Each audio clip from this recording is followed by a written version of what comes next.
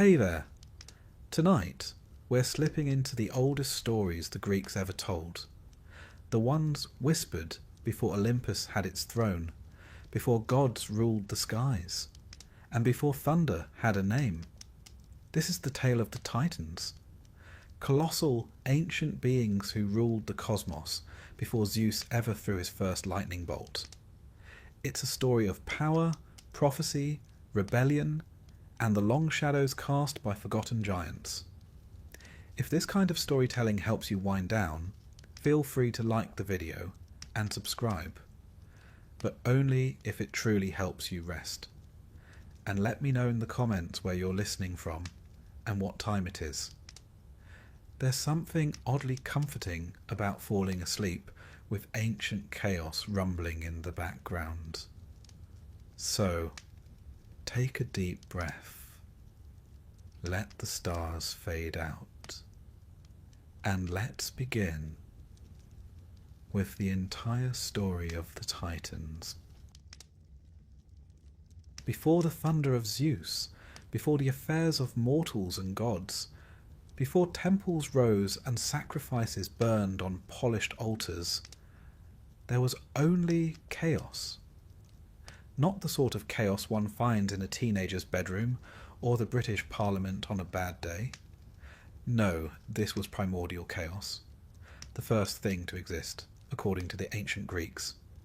A vast and formless expanse, or rather the very absence of form altogether. Not a swirling, dramatic storm of energy, but an empty, silent chasm. A cosmic shrug. One could hardly point to it and say, "Ah, yes, there's the beginning of everything," and yet that's exactly what it was. The Greeks didn't concern themselves with tidy origin stories.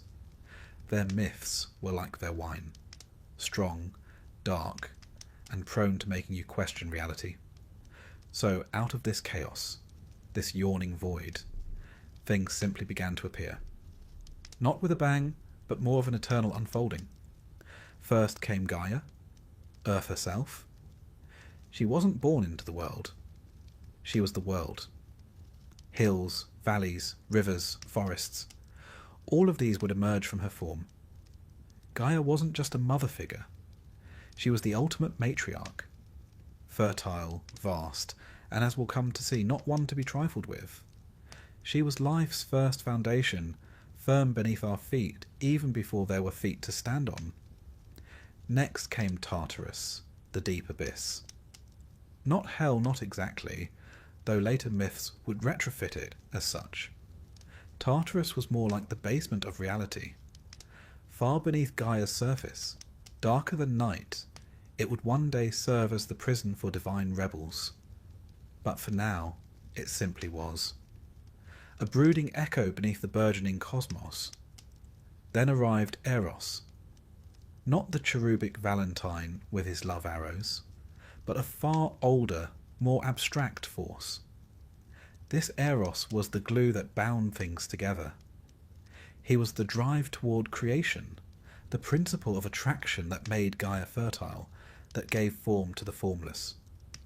Without Eros, chaos would have stayed, well, chaotic. With him, the universe took its first breath. From chaos also came Nyx, the night, shrouded in darkness and mystery, older than any god to come. A figure of deep reverence and even fear. It was said that even mighty Zeus would think twice before crossing her. Alongside her emerged Erebus, the darkness of the underworld, not malevolent, simply unlit. Nyx and Erebus together birthed a host of shadowy offspring. Hypnos, sleep. Thanatos, death. Moros, doom. Nemesis, retribution, and others with names fit for Gothic novels. These primordial beings weren't quite deities as we understand them. They weren't the kind to pop down in disguise and seduce a shepherd. They were concepts, forces. Personified, yes, but barely anthropomorphic. They were nature before nature got poetic. Gaia, however, had other plans. She decided it was time for company. And so, without a partner, as one might plant a garden alone, she gave birth to Uranus, the sky. He was no bearded fellow reclining on a cloud. Uranus was the entire dome of heaven, stretching over Gaia in an eternal embrace. The ancients believed the sky was a physical object, a solid firmament. One could imagine Uranus as a kind of divine lid, snugly fitted over Earth. Together, Gaia and Uranus began to populate the universe, not with trees and birds, but with beings, their children, the first true generation of gods, the Titans. There were 12 of them in the classic canon. Oceanus, who encircled the earth with his watery arms. Hyperion, light-bringer, and father of the sun, moon, and dawn. Cronus and Rhea, whose names are now mostly known to crossword solvers. The wise Themis, goddess of natural law and order. Mnemosyne, memory incarnate. Phoebe, shining intellect. And Rhea, mother-to-be of gods. Then there was Cronus, the youngest, sharpest, and arguably the most dangerous of the lot. But Gaia's fertility didn't stop with the Titans. She and Uranus also birthed the Cyclopes, enormous, one-eyed smiths with a flair for forging storms, and the Hecatonchires, beings of such absurd design that they defy cinematic adaptation. Each had 50 heads and 100 arms. Imagine trying to find gloves for them. Uranus, oddly squeamish for a cosmic being, was repulsed by his less conventional offspring. He deemed them monstrous and, in what can only be described as divine repression, stuffed them back into Gaia. Not metaphorically, physically, into her. One imagines this was less than comfortable. Gaia, for all her patience, was not a passive being. She groaned beneath the strain, quite literally, and eventually decided enough was enough. She forged a great sickle out of flint, one of the few available materials in a universe still under construction. Then, in hushed tones, she called upon her Titan sons to rise against their father. Only one answered her call, Cronus, clever Cronus, ambitious Cronus, the youngest of the Titans, and the most willing to get his hands, or rather his sickle, dirty. Under cover of night, Cronus lay in wait. As Uranus descended to embrace Gaia, Cronus struck. With a swift, merciless motion, he castrated the sky. Yes, this is not metaphor. The Greeks were vivid in their storytelling.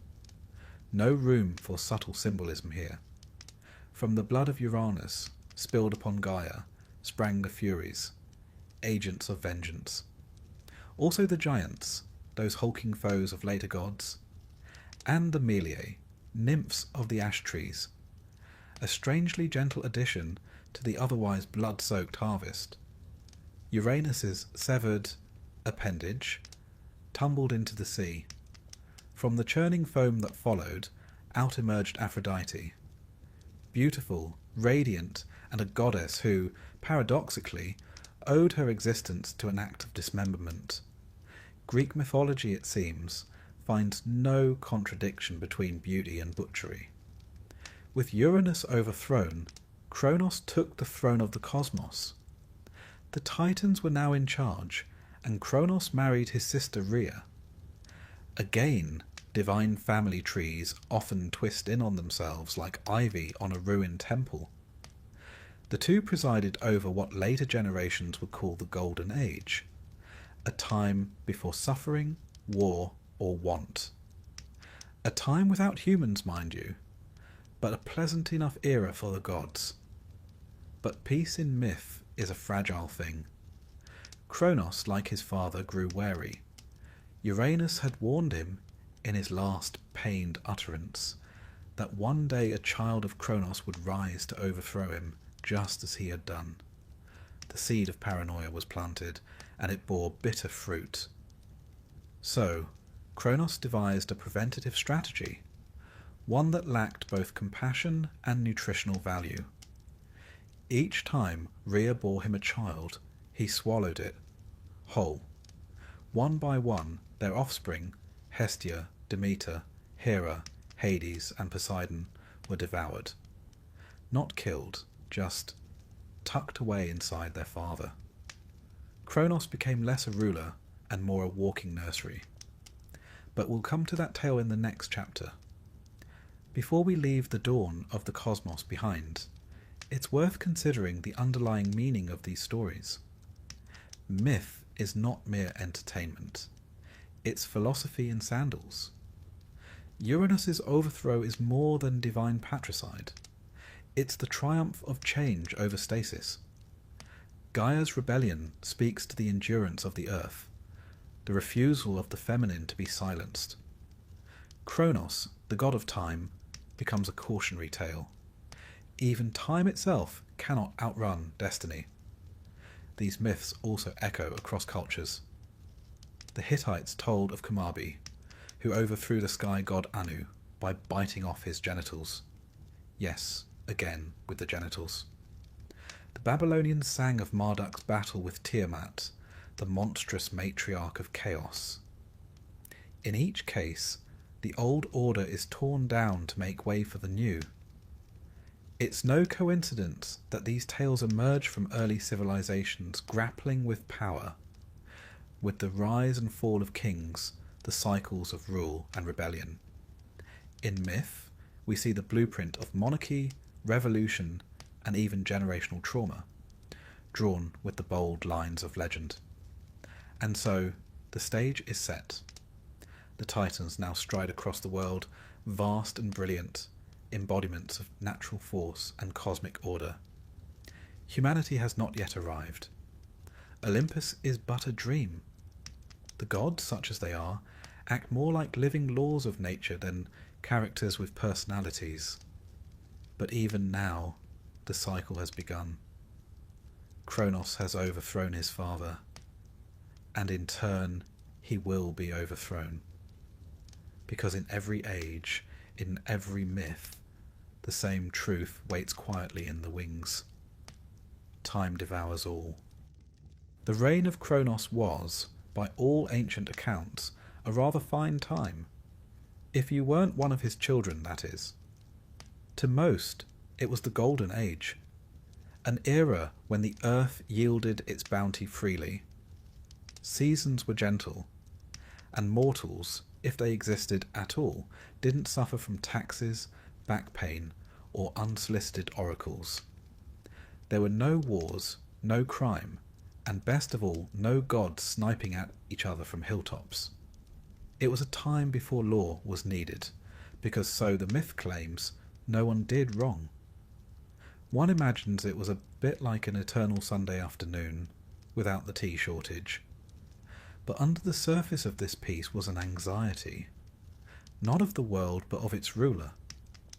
Cronus, Titan of time, king of all that existed, had a problem.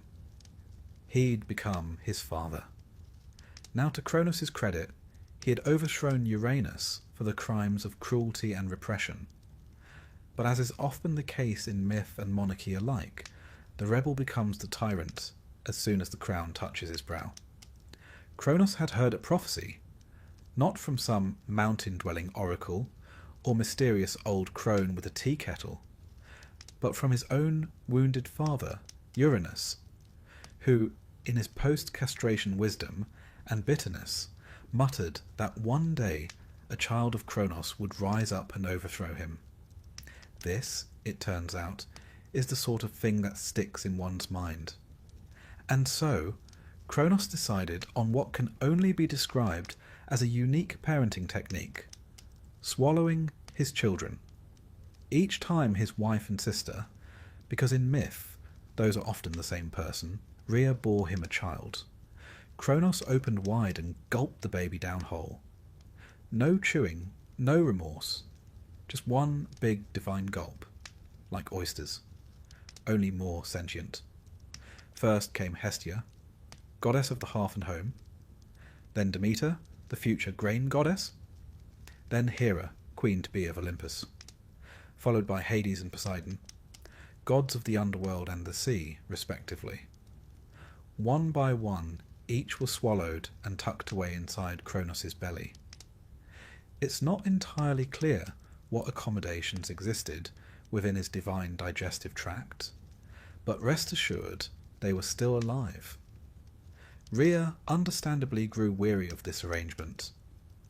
One can forgive her hesitation to complain outright. Cronus had, after all, just overthrown a tyrant father by sickle. But after the 5th divine devouring, even the most long-suffering Titaness would begin to draw the line. So, when she became pregnant for the 6th time, she sought help. Not from Cronus, obviously, and not from the local Titan HR department, but from Gaia, her own mother. The original Earth Mother, as always, had a plan. When the time came for the child to be born, Rhea travelled in secret to the island of Crete, a land which, in myth, always seems to be the go-to destination for divine child hiding. There, in a cave atop Mount Ida, she gave birth to her final son, Zeus.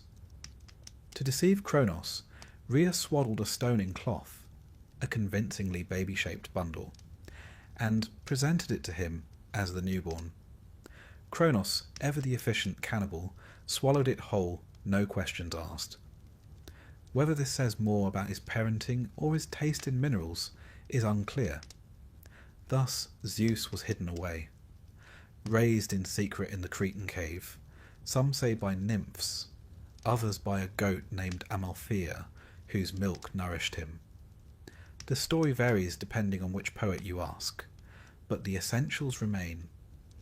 The future king of the gods was nursed on wild honey, mountain air, and presumably a sense of destiny. To keep his cries hidden, a band of warriors known as the Curettes danced and clashed their shields, drowning out the infant's wails. It's a rare instance of interpretive dance being used as a military defense system. Meanwhile, back in the divine stomach, Cronus carried on, utterly unaware that his demise was, quite literally, brewing outside of him. Now let us take a brief detour. For while the Titans and their broods battled among themselves, it's worth noting what the Greeks believed about the broader world. The gods weren't remote beings in the sky. They were present, interwoven into the very fabric of nature and time. Trees whispered with dryads. Rivers flowed with naiads. Every breeze, every storm, every flicker of fire had divine presence. Time, as embodied by Cronus, wasn't just a ticking clock. He was time. His rule, therefore, represented not just power, but inevitability. He could not be reasoned with, or escaped. And so the idea that he will be overthrown by his own offspring reflected not merely the cyclical nature of power, but the deeper fear that even time itself must give way. Back on Crete, Zeus grew tall, strong, and, unlike his Titan kin, with a flair for the dramatic. When he reached maturity, he returned to challenge his father, but not with brute force alone. First, he employed cunning. Depending on the version of the myth you prefer, and the Greeks had several, Zeus enlisted the help of Metis, a goddess of wisdom, who gave Cronus an emetic potion. Not quite poetic justice, but close. Cronus, after drinking this divine ipecac, vomited up his children in reverse order. First came the stone, still wrapped in its baby blanket. Then Poseidon, Hades, Hera, Demeter, and finally Hestia, each emerging full-grown and presumably rather displeased about the whole ordeal. Now reunited, the 6 children of Cronus did not go quietly into exile or therapy. No, they declared war. A great, terrible, decade-long war. The Titanomachy would now begin. But that's a tale for the next chapter. For the moment we must pause and consider what this chapter of myth tells us. The swallowing of children, ghastly though it sounds, is an ancient metaphor, one that pops up in multiple cultures. In Mesopotamian myths, older gods are consumed or imprisoned by younger ones. In Vedic tales, gods are born, hidden, and returned in cycles. It all reflects the same truth. The younger generation is both a hope and a threat. Each new child represents the end of their parents' reign. Power, after all, is temporary, and no one knows this better than the gods. In the myth of Cronus, we also find the seeds of time itself being defined. His very name, Cronus, later becomes conflated with Kronos, the personification of time. They were likely originally separate figures, but myth, like rivers, tends to merge its tributaries. Cronus becomes time, and what does time do, if not consume all things? And yet, time also creates. From the belly of Cronus emerged the future gods of Olympus, not dead, but preserved, waiting. Time devoured them, but also made their return inevitable. A rather elegant metaphor for cycles, rebirth, and revolutions, don't you think? One final note on that stone baby. According to later myths, Zeus placed the swaddled rock at Delphi, the sacred centre of the world, as a marker. It became known as the Omphalos, or navel of the world, a sort of cosmic belly button, if you will. Pilgrims would journey to see it, a literal rock wrapped in myth, representing the moment the cosmos began to shift. So ends the brief, uneasy reign of Cronus as supreme ruler. He who tried to escape fate by devouring his children, only to be undone by one he never truly met.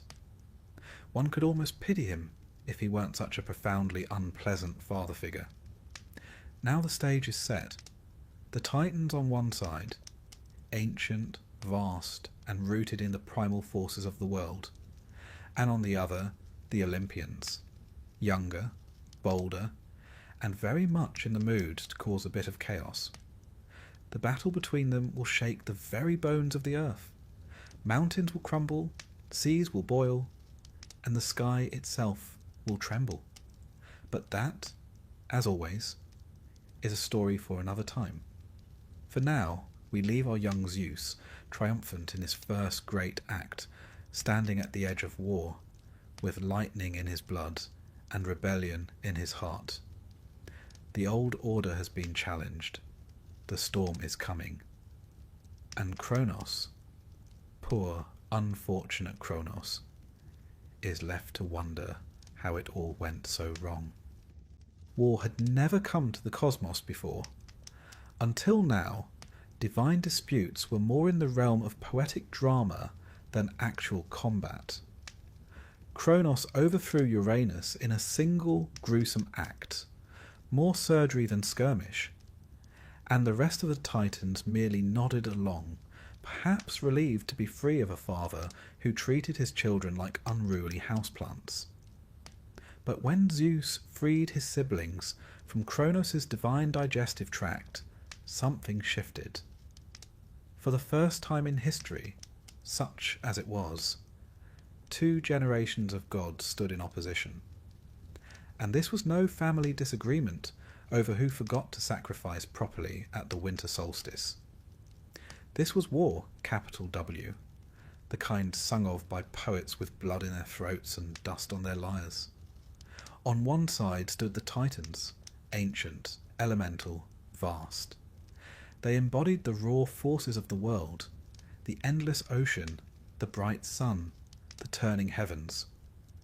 Powerful, yes, but also set in their ways. They were accustomed to being worshipped, or at the very least not interrupted. On the other side were the Olympians, younger, hungrier, and armed with a sense of destiny so potent it could curdle milk. Zeus, Poseidon, and Hades led the charge, bolstered by their sisters, Hera, Demeter, and Hestia, and a growing band of divine allies. These were not primordial abstractions, but gods with personalities, ambitions, and the sort of confidence only found in immortals who'd never paid rent. The war is known as the Titanomachy, a word best pronounced with a stiff drink. It means Battle of the Titans, though that hardly captures the scale. This wasn't merely a squabble over succession, it was a seismic rupture in the fabric of creation. Mountains shattered, rivers reversed, the very heavens quaked. The battleground? Thessaly, according to tradition, though given the scope of the conflict, one imagines it spilled well beyond the map. For 10 years the war raged. Neither side gained a clear advantage. The Titans fought from Mount Ophrys, a gloomy peak befitting their age and gravity. The Olympians meanwhile took Mount Olympus, smaller at the time, but destined to become the celestial penthouse suite. It was a standstill. A divine cold war turned hot. Lightning clashed against stone, earthquakes thundered beneath the sea, and the skies rang with the clash of immortal arms. But the Titans, for all their strength, had a weakness. They lacked innovation. Their power was ancient, but static. The Olympians, however, adapted. They were learning, evolving. And soon they would find the allies they needed to tip the balance. Enter Gaia, again.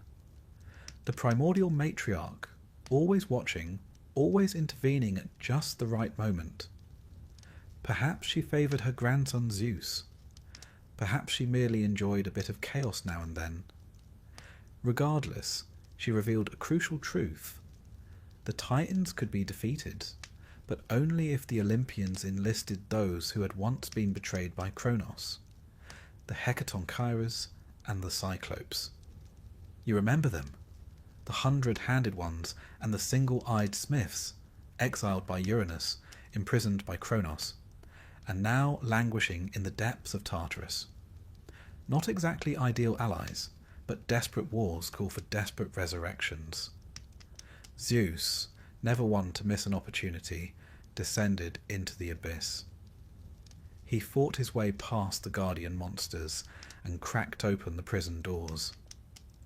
The Cyclopes, in gratitude, forged weapons for their liberators.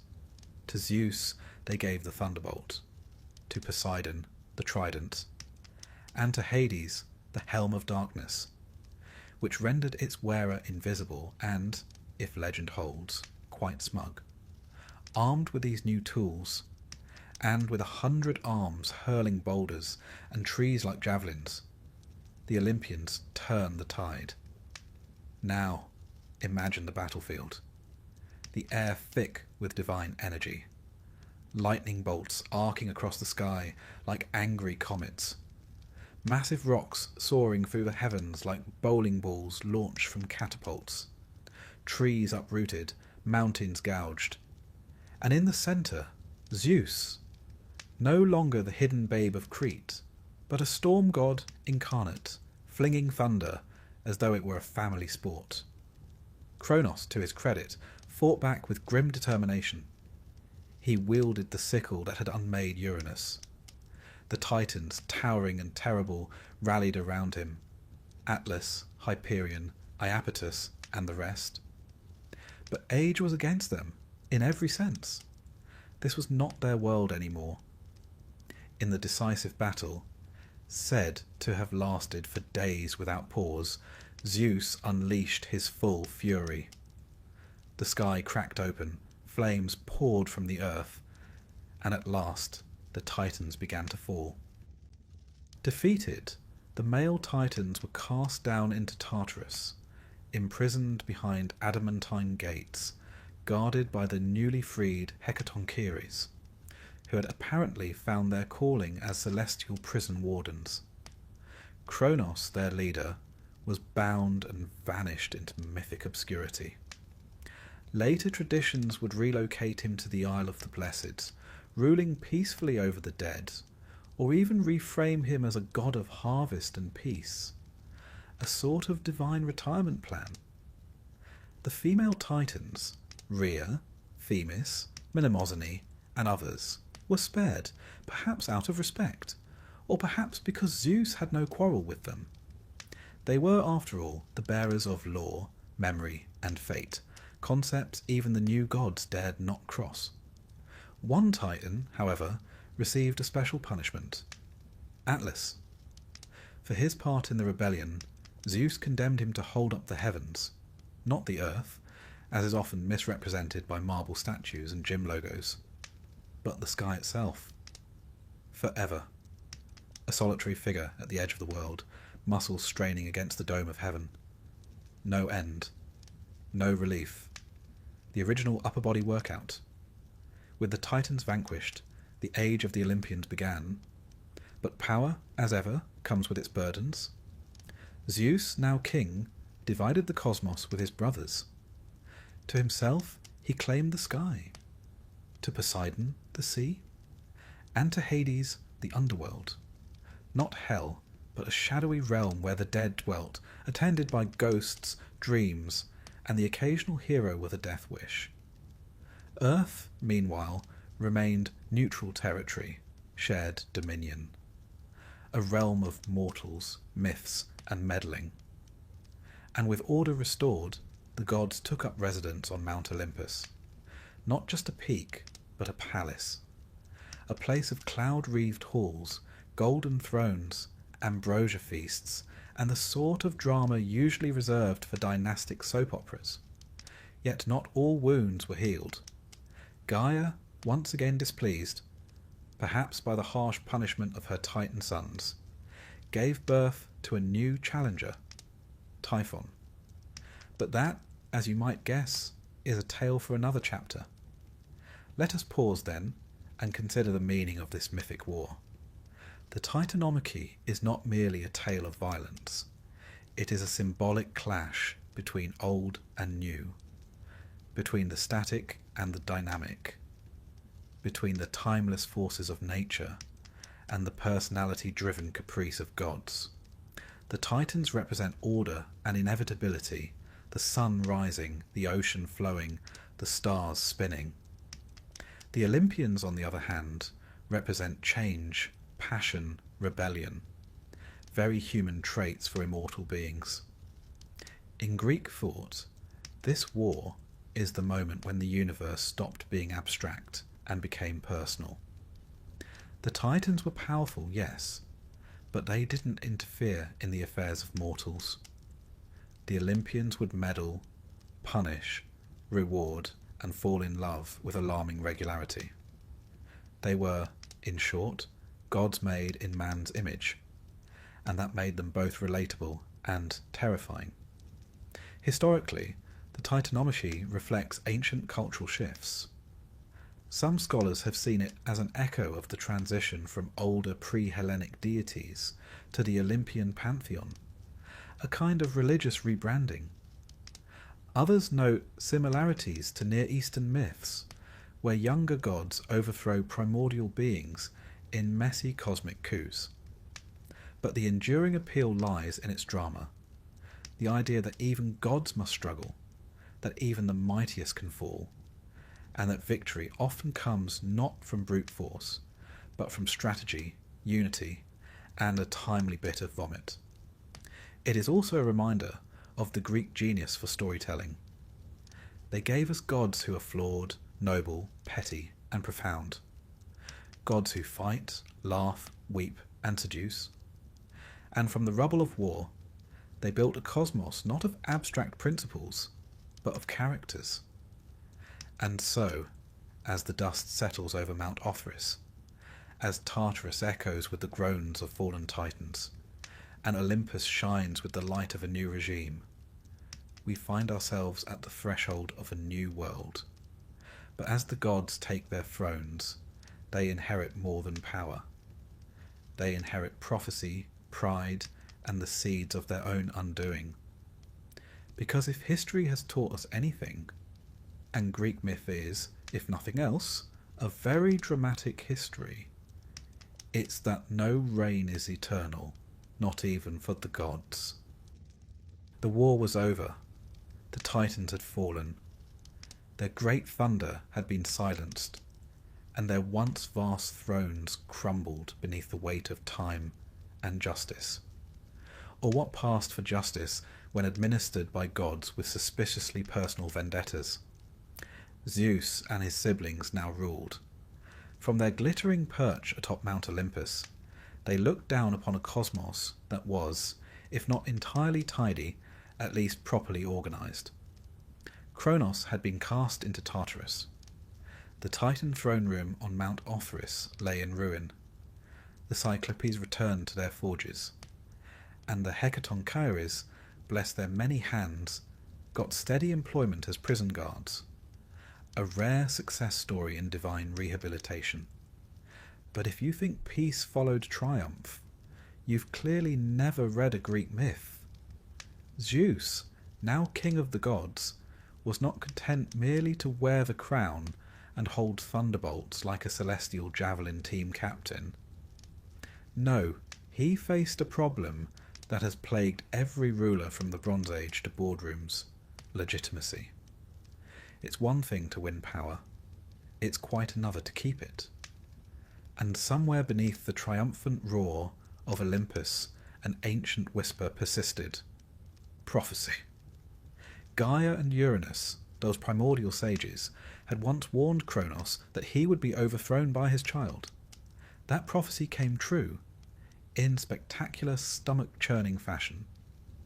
But as fate, irony, and perhaps genetics would have it, Cronus' successor, Zeus, found himself the target of an eerily similar prediction, that he, too, would one day be overthrown by his own child. Now, Zeus, not being an idiot, took this very seriously. He had just staged an entire cosmic war to dethrone his father. The last thing he wanted was to go the way of Uranus and Cronus, dethroned, dismembered, or digested. So he did what many insecure tyrants have done before, and since. He tried to preempt fate. This is where the myth takes an interesting turn. You see, Zeus had many consorts: immortals, mortals, nymphs, the occasional shape-shifting cloud. His romantic curriculum vitae was extensive. But one goddess stood out: Metis. Metis wasn't merely lovely, she was clever. Her name literally means wisdom, or cunning counsel. She was the daughter of Oceanus and Tethys, making her an Oceanid, and one of the original deities associated with practical intelligence. Metis didn't just know things, she understood them. A dangerous trait in a mate, if one happens to be haunted by prophecy. So, when Metis became pregnant with Zeus's child, his fears were confirmed by another oracle. The child she bore would one day surpass him.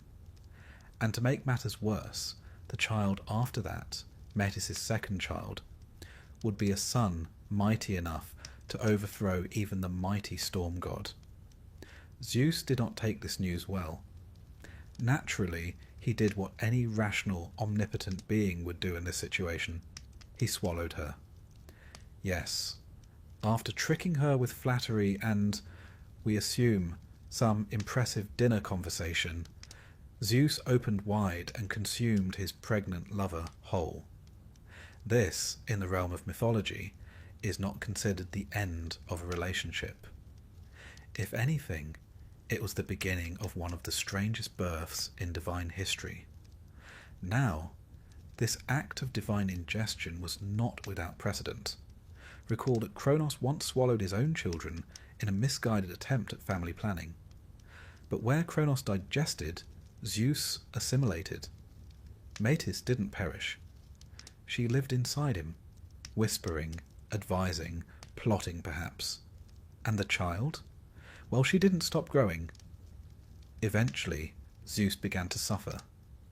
Headaches, to be specific. Not your ordinary stress-induced migraines, but blinding, splitting, cosmically excruciating pain, as if an idea were trying to claw its way out of his skull, which in a sense it was. Desperate for relief, Zeus called upon Hephaestus, his smithing son, though in some versions it's Prometheus or even Hermes who holds the axe. Whichever assistant you prefer, the solution was gloriously simple and violently theatrical. They split Zeus's head open with a bronze axe. From the wound sprang Athena, fully grown, clad in armour, brandishing a spear, and letting loose a triumphant battle cry that reportedly echoed across heaven and earth. It was, to put it mildly, a memorable entrance. Athena became one of the most revered deities of the Greek pantheon, goddess of wisdom, warfare, of the strategic variety, crafts, and city life.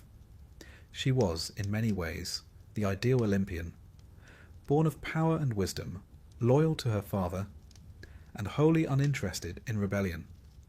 She would never attempt to overthrow Zeus.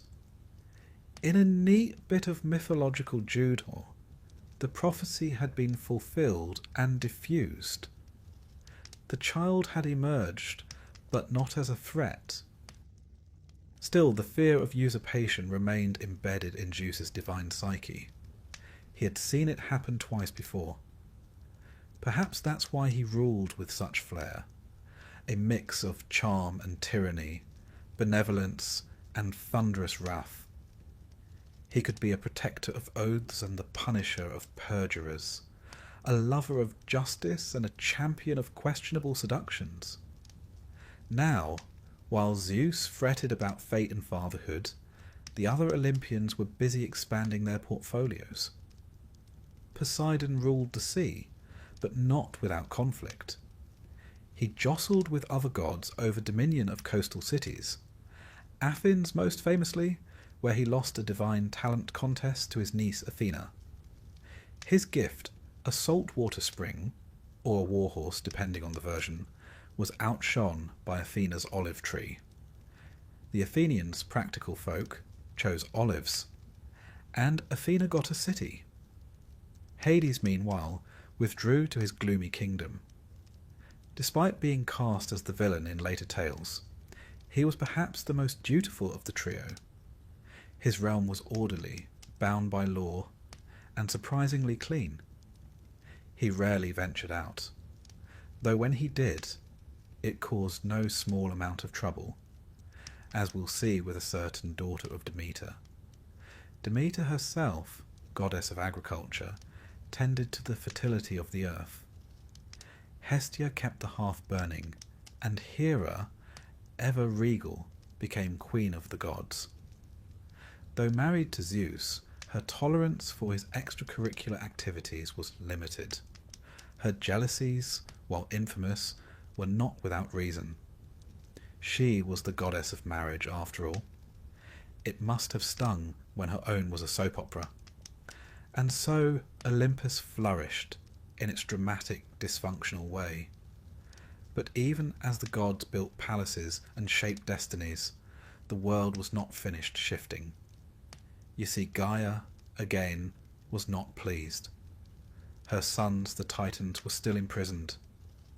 Tartarus groaned beneath their weight, and Gaia, who had borne Uranus, who had suckled the Titans, who had helped overthrow 2 generations of rulers, now stirred with fresh indignation.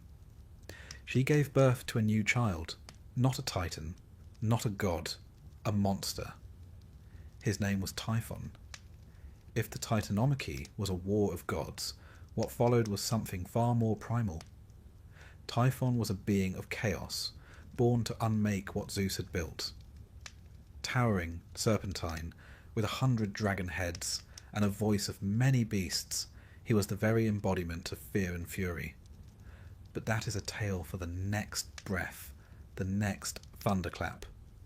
For now, we leave Olympus in its uneasy peace, a mountain crowned with glory, yet haunted by prophecy, betrayal, and the distant rustling of wings.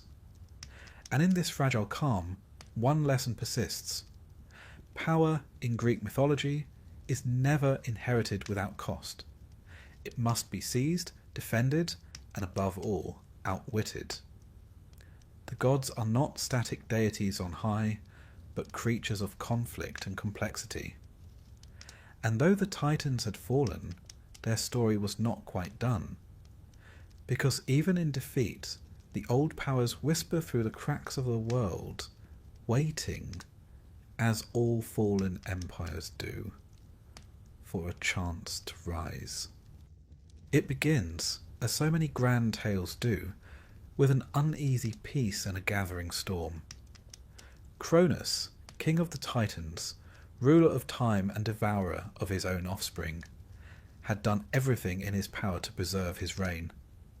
But fate, that most stubborn of forces, had other plans. And Zeus, the child he had so thoroughly attempted to avoid, was now a grown god, strong, clever, and not at all inclined to thank his father for the years his siblings had spent in the gastric dark.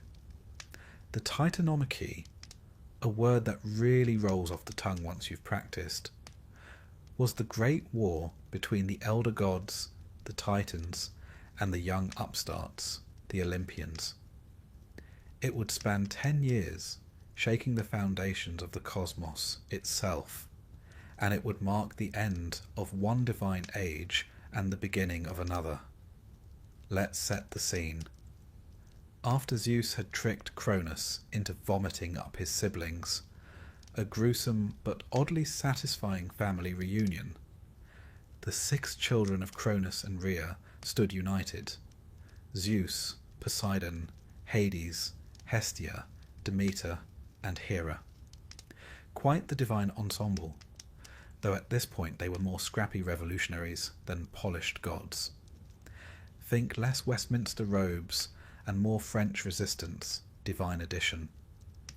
Cronus, of course, was less than pleased to see his children hale, hearty, and not at all inclined to forgive him. But he wasn't alone. He summoned his Titan brothers and sisters, rallying them to his cause. After all, they'd ruled the cosmos since the defeat of Uranus, and the idea of handing over their power to these impudent young gods was simply undignified. On one side stood the Titans, led by Cronus and bolstered by powerful allies: Atlas, the general; Coeus, the inquisitor; Iapetus, the bringer of mortality; and Oceanus, who wisely kept to himself and his rivers; Switzerland in the coming storm. Some Titanesses also remained neutral or distant, perhaps sensing which way the wind was blowing. On the other side were the Olympians, who, let's be honest, were underdogs. Young, relatively inexperienced, and lacking the sheer primordial force of the Titans. But Zeus had something Cronus never could quite grasp: strategy, allies, and a knack for turning chaos into advantage.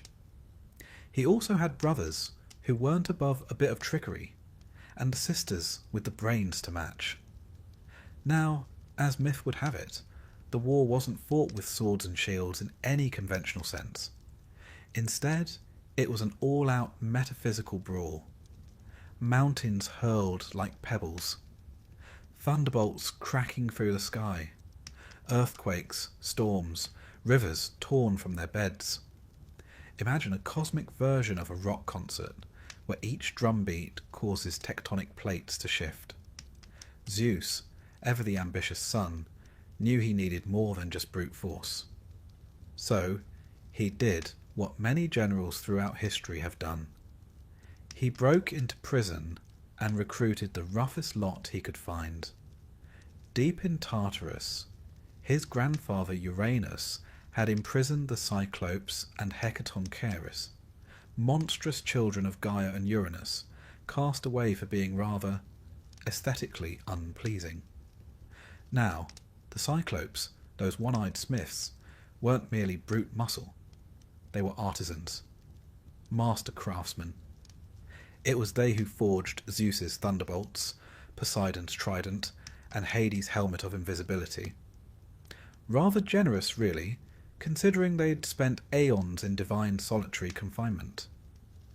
The Hecatoncheires, meanwhile, were creatures with 50 heads and 100 arms each. Not ideal for fine motor tasks, but excellent for flinging boulders at enemy fortresses. With them on the front line, the tide began to turn. It's worth noting that the Olympians' tactic here, recruiting the marginalised and weaponising them, is not unlike many human revolutions throughout history. The French Revolution, the Haitian Rebellion, even bits of the Bolshevik rise echo this mythic pattern. The excluded become the decisive factor. Myth reflects history, or perhaps vice versa. The war raged across the land of Thessaly, specifically the region around Mount Ophrys, the Titan's stronghold, and Mount Olympus, the base of the younger gods. You might picture Olympus as the divine penthouse suite, but at this stage it was more bunker than palace. The battlefield was not confined to the earth. The sky itself echoed with thunder. The seas boiled with Poseidon's wrath. The underworld trembled at Hades' command. And through it all, Gaia, the Earth Mother, groaned beneath the weight of divine rage. At times, Gaia herself seemed to rebel. Her children, on both sides, were tearing her apart. In later myths, she would birth Typhon in response to this agony, but we're getting ahead of ourselves. Zeus proved to be a leader unlike Cronus. He delegated, a skill many monarchs never master. He led assaults, rallied his siblings, and coordinated his allies. Poseidon split the seas to strike at Titan strongholds. Hades used his helmet to infiltrate enemy lines, causing chaos and confusion. Hera and Demeter served as logisticians and strategists, keeping the Olympian effort organised and sustained. It wasn't just brawn, it was brains. And slowly, the Titans began to falter. The moment of decisive shift came when the Hecatoncheires hurled 1,000 boulders in a single barrage, smashing through the defences of Mount Ophrys. The sheer magnitude of destruction was mythologized as the breaking of the sky. Cronus, for all his cunning and power, realized the end was near. His forces fractured. Some Titans fled. Others, like Iapetus and Creus, fought to the bitter end.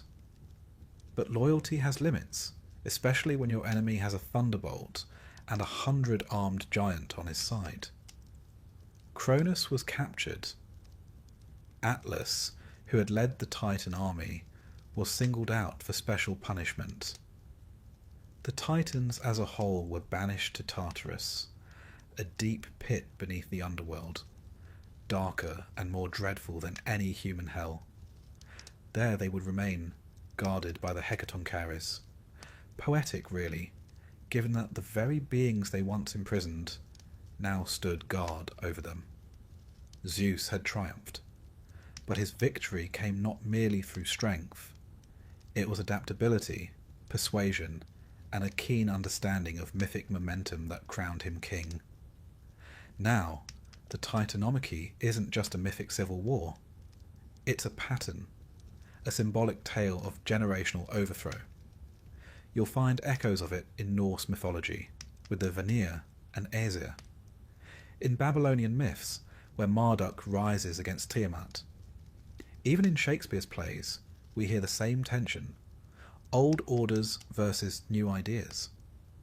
In Hesiod's Theogony, this war is not only the climax of a cosmic soap opera, it is a meditation on the inevitability of change. The Titans represent the raw, untamed power of nature, primordial, ancient, and unconcerned with mortal affairs. The Olympians, by contrast, embody a more structured cosmos. They have temples, they have priests, they have rules, sometimes bent, often broken, but there nonetheless. Historically, some scholars suggest the Titanomachy may reflect real cultural shifts. Perhaps the arrival of new Indo-European religious systems, supplanting older, pre-Hellenic earth goddess traditions. Others read it as pure allegory. Time devours its children, but wisdom, Zeus, prevails. Whichever lens one peers through, the story endures because it is so utterly human. Fathers and sons, rebellion and rule, fear of obsolescence and the audacity of youth. With the Titans defeated and imprisoned, the cosmos stood at a crossroads. For the first time, the universe wasn't ruled by abstract personifications of nature, but by gods with personalities, flaws, families, and, if we're honest, rather more drama than might be strictly necessary. Zeus and his brothers divided the world between them. Zeus took the sky, Poseidon the sea, and Hades, always the short straw, was given the underworld. The earth was shared, though Zeus, being Zeus, tended to treat shared as a suggestion. And so the Olympian age began. But peace, as we'll see, never lasts long in myth. Not when gods are involved. Still, for now, the thunder quieted. The earth stopped shaking. And somewhere in the vast gloom of Tartarus, Cronus brooded in silence, defeated by his own prophecy, and his own son. History, myth, and family dinners, it seems, all share the same lesson. Never underestimate the children. With the Titans hurled into the shadowy depths of Tartarus, their mighty limbs bound in chains, forged by the Cyclopes and the Hecatonchires, watching over them like the world's most enthusiastic prison guards. The Olympians might have been forgiven for expecting a well-earned rest. After all, a 10-year divine war tends to take the spark out of anyone. But this, dear listener, is mythology. And if there's one lesson to take from it, it's that peace is never more than a brief pause before the next calamity. Zeus now ruled from Mount Olympus, a lofty perch indeed, and began to lay the groundwork for the cosmos as we've come to understand it. Ordered, hierarchical, slightly theatrical. With his brothers Poseidon and Hades, he divided the realms. Zeus claimed the sky, Poseidon the sea, and Hades, with the weary acceptance of a younger sibling denied first pick, took the underworld. The earth, that ever-suffering neutral ground, remained shared, though one suspects Zeus took the lion's share when no one was looking. But ruling a world is one thing. Maintaining order among gods, who possess not only egos the size of mountains, but also the capacity to level said mountains with a glance. That's quite another. The Olympians, you see, were a fractious bunch, full of rivalries, grudges, and deeply dramatic love lives. If the Titans had been raw forces of nature, the Olympians were very much soap opera stars with divine powers. Petty, powerful, and often spectacularly self-involved. Still, for a time, Zeus managed to keep things together. The cosmos settled into its new structure. Mortals began to populate the earth in greater numbers, though their place in the divine story was still somewhat peripheral. Pawns, really, in the feuds and flirtation of the gods. These early humans, barely more than upright shadows in Hesiod's vision, looked up to the gods with awe and fear, and occasionally served as collateral damage in divine disagreements. But there was someone who was not content with the new order, someone ancient, rooted deep in the very bones of the world, someone with a rather personal grudge against both Titans and Olympians alike. Her name was Gaia. Gaia, the earth herself, mother of the Titans, grandmother of the Olympians, and the one who had once urged Cronus to rebel against Uranus, found herself watching the same cycle play out again. And this time, she was not impressed. Cronus had become just as tyrannical as Uranus. Zeus had overthrown him in much the same way, and now Zeus, for all his charm and thunderbolts, was following the same path, becoming the very thing he had fought to replace. One could almost hear her sigh through the rustling leaves. So Gaia, ever fertile in both body and vengeance, decided the new gods needed a reminder that even the mighty must bow before the truly ancient. And so she gave birth, again, not to a brood of gods or nymphs or pleasant earth spirits, but to a monster. Not just any monster, mind you. This was Typhon. If the Titans were the mountains of the world, Typhon was the volcanic eruption, the earthquake, the hurricane. He was said to be taller than the tallest peak, with 100 serpentine heads that hissed and screamed in every known language, and a few best left untranslated.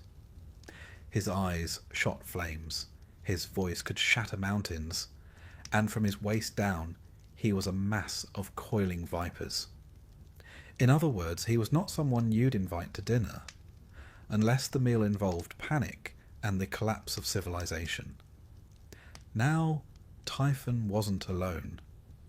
Alongside him was Echidna, his mate, half woman, half snake, and together they would spawn some of the most terrifying creatures in Greek mythology. Cerberus, the three-headed hound, the Chimera with her lion-goat-serpent triad, the multi-headed Hydra of Lerna, and the cunning Sphinx. This delightful family portrait of monstrosities would terrorize mortals and heroes for generations to come. One might say they were the mythological version of the in-laws no one wanted. But before any of those nightmares arrived, Typhon himself marched straight toward Olympus, leaving scorched earth and terrified gods in his wake. The Olympians, for all their power, had never seen anything like him. Some fled. Others stood their ground briefly before realizing that thunderbolts were doing very little to a creature who could shrug off mountains. According to some versions, the gods actually transformed themselves into animals and ran for Egypt, giving rise perhaps to some of the animal-headed deities in Egyptian myth. Nothing like a bit of cross-cultural borrowing under divine duress. Zeus, however, was not so easily cowed. Or so he claimed later, conveniently glossing over the bit where he too may have briefly transformed into a ram. In the climactic clash, Zeus took to the skies with thunder and storm at his back. Typhon met him with fire and wind and 100 angry voices. The battle raged across the world. Mountains were ripped from their roots, rivers boiled away, and the sky itself cracked with the fury of their struggle. It was chaos not seen since the earliest days of creation, and for a moment it looked as though the new order might fall before it had truly begun. But at first things did not go well for the king of the gods. Typhon, in a feat of mythic audacity, managed to seize Zeus and tear out his sinews, yes, the literal strings that made Zeus function, and hide them away in a cave. Without his strength, Zeus was powerless. It was only thanks to the cunning of Hermes, who retrieved the sinews in a daring heist more worthy of a Bond film than a Bronze Age hymn, that Zeus was restored. And then came the reckoning. With renewed strength and fury, Zeus unleashed the full force of the heavens upon Typhon. He struck him down with lightning upon lightning until the beast crashed into the earth. And where did he fall?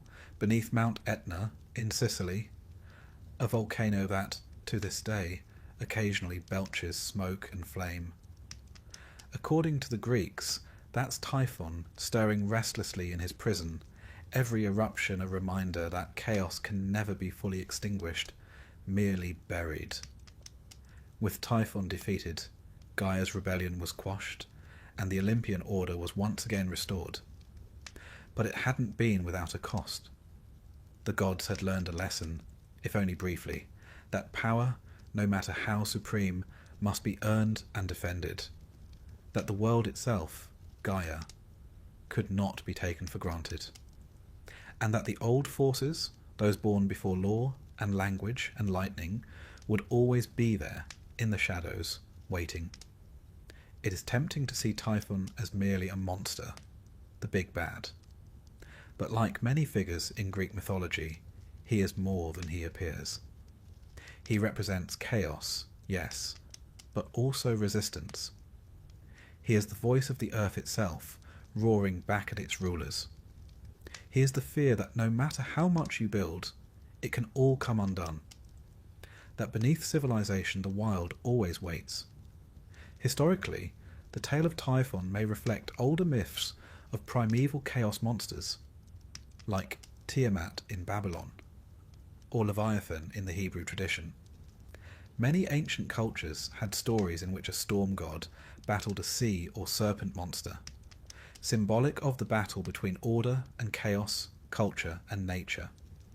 Zeus versus Typhon is the Greek version of that universal motif. It also likely mirrors historical anxieties.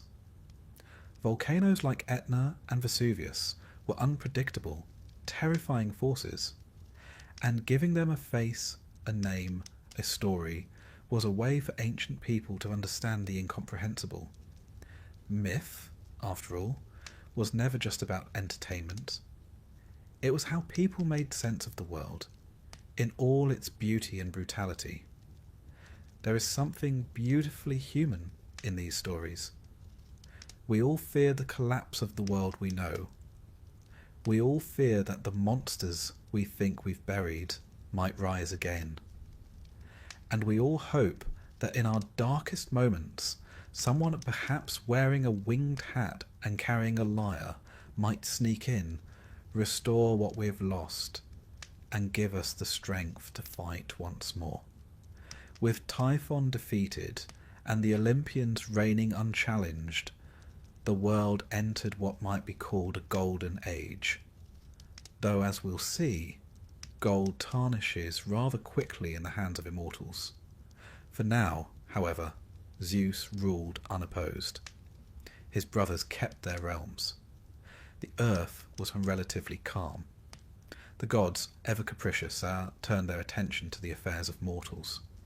And deep beneath the surface, in caves and craters and coiled roots, the remnants of the old world waited, silent, but never entirely gone.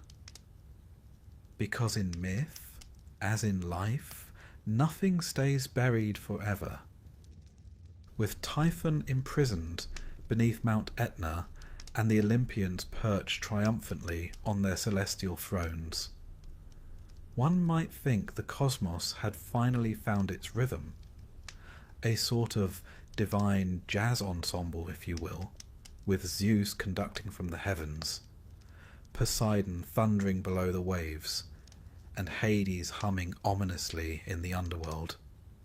Peace, however, is not the natural state of the gods. It is merely a pause between scandals. In this post-Typhon era, the world entered what Greek poets like to call the Golden Age, a time when mortals lived free of toil, pain, or taxes, which is probably why it's considered mythical. Food grew without planting. The weather was eternally pleasant, and the gods, for the most part, kept to their divine affairs. But, as we should have come to expect by now, the seeds of future disaster were already germinating, and this time those seeds bore the name Prometheus. Ah yes, Prometheus, the clever titan, the firebringer, the eternal meddler in divine affairs. While his brethren had been hurled into Tartarus or otherwise defeated, Prometheus had played his hand with remarkable shrewdness during the Titanomachy. he had sided with Zeus. Well, technically, he'd sided with whomever he thought would win, which turned out to be Zeus. And for a while, that earned him a seat at Olympus's proverbial table. Prometheus, whose name fittingly means forethought, was not your typical Titan. Where others were brute strength or natural force, Prometheus was intellect, fire, invention, craft, cunning. If the Olympians were showmen, Prometheus was the backstage crew, making sure the lights didn't fall from the rafters. Now, according to Hesiod and other ancient sources, Prometheus grew fond of mortals, perhaps too fond.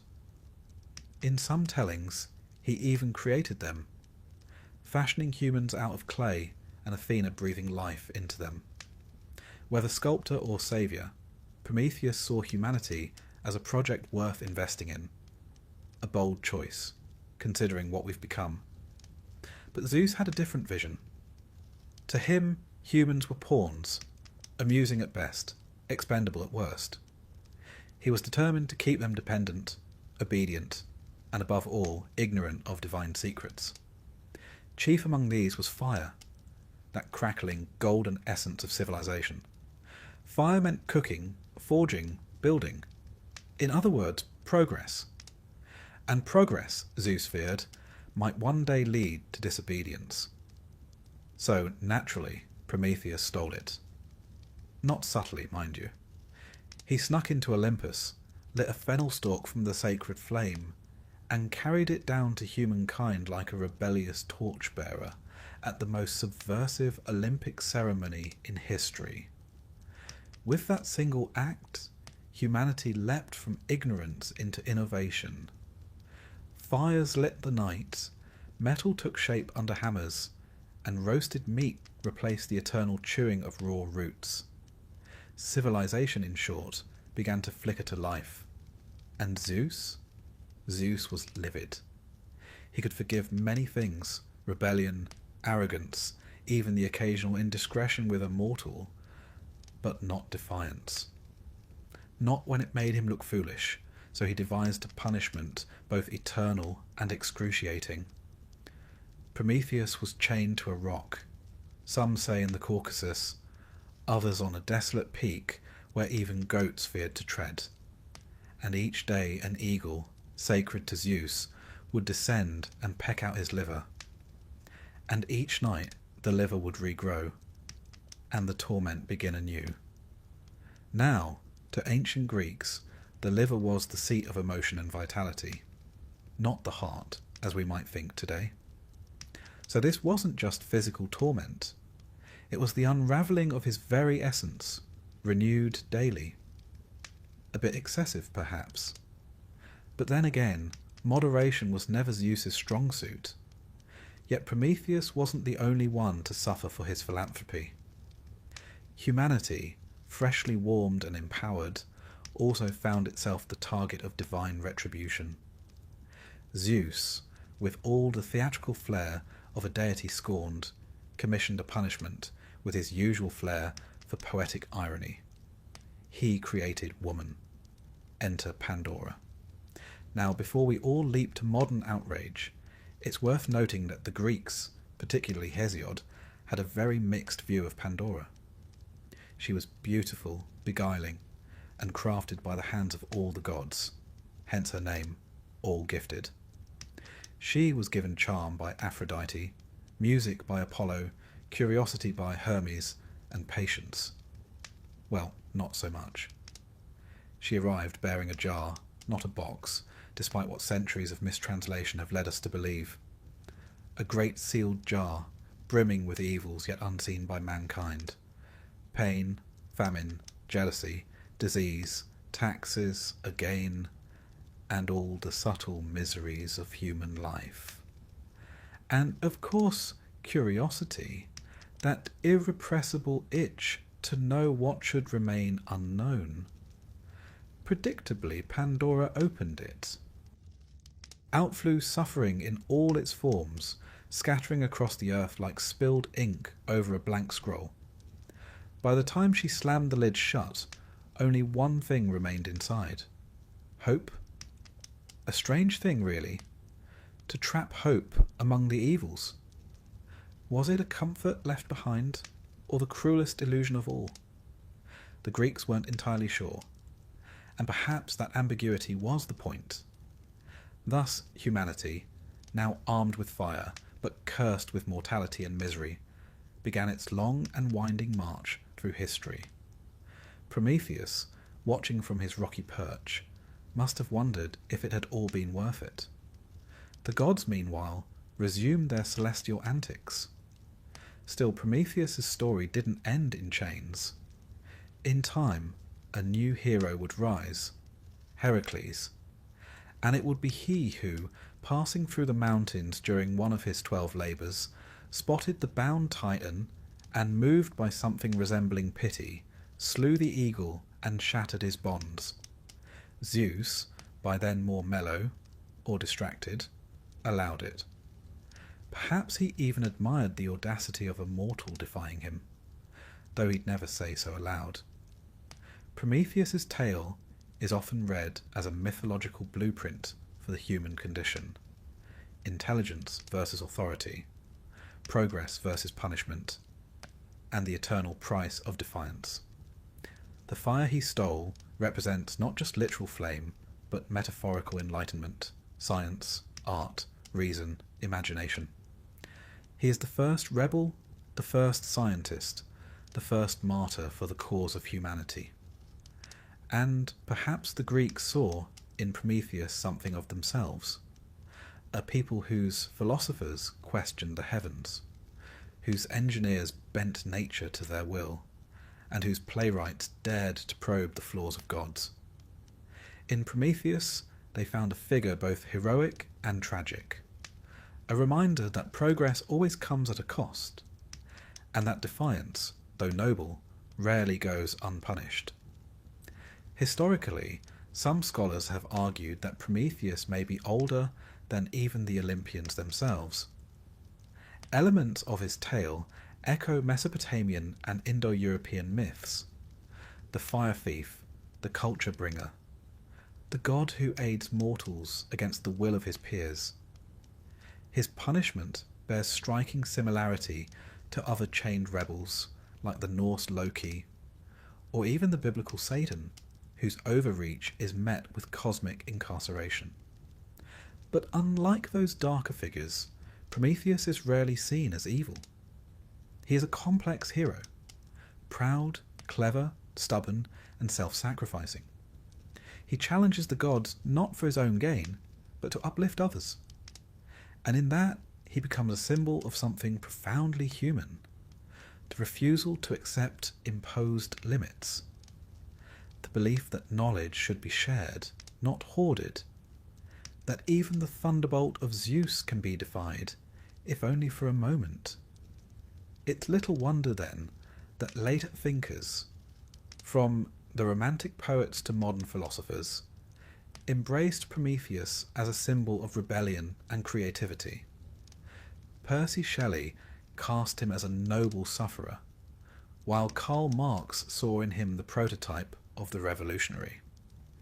Even Mary Shelley, when penning her tale of scientific hubris, titled it Frankenstein, or the modern Prometheus, a nod to the enduring tension between creator, creation, and consequence. And so, in this interlude between divine wars and heroic sagas, we glimpse a quieter but no less potent drama: the birth of civilization. Not through divine favour, but through theft.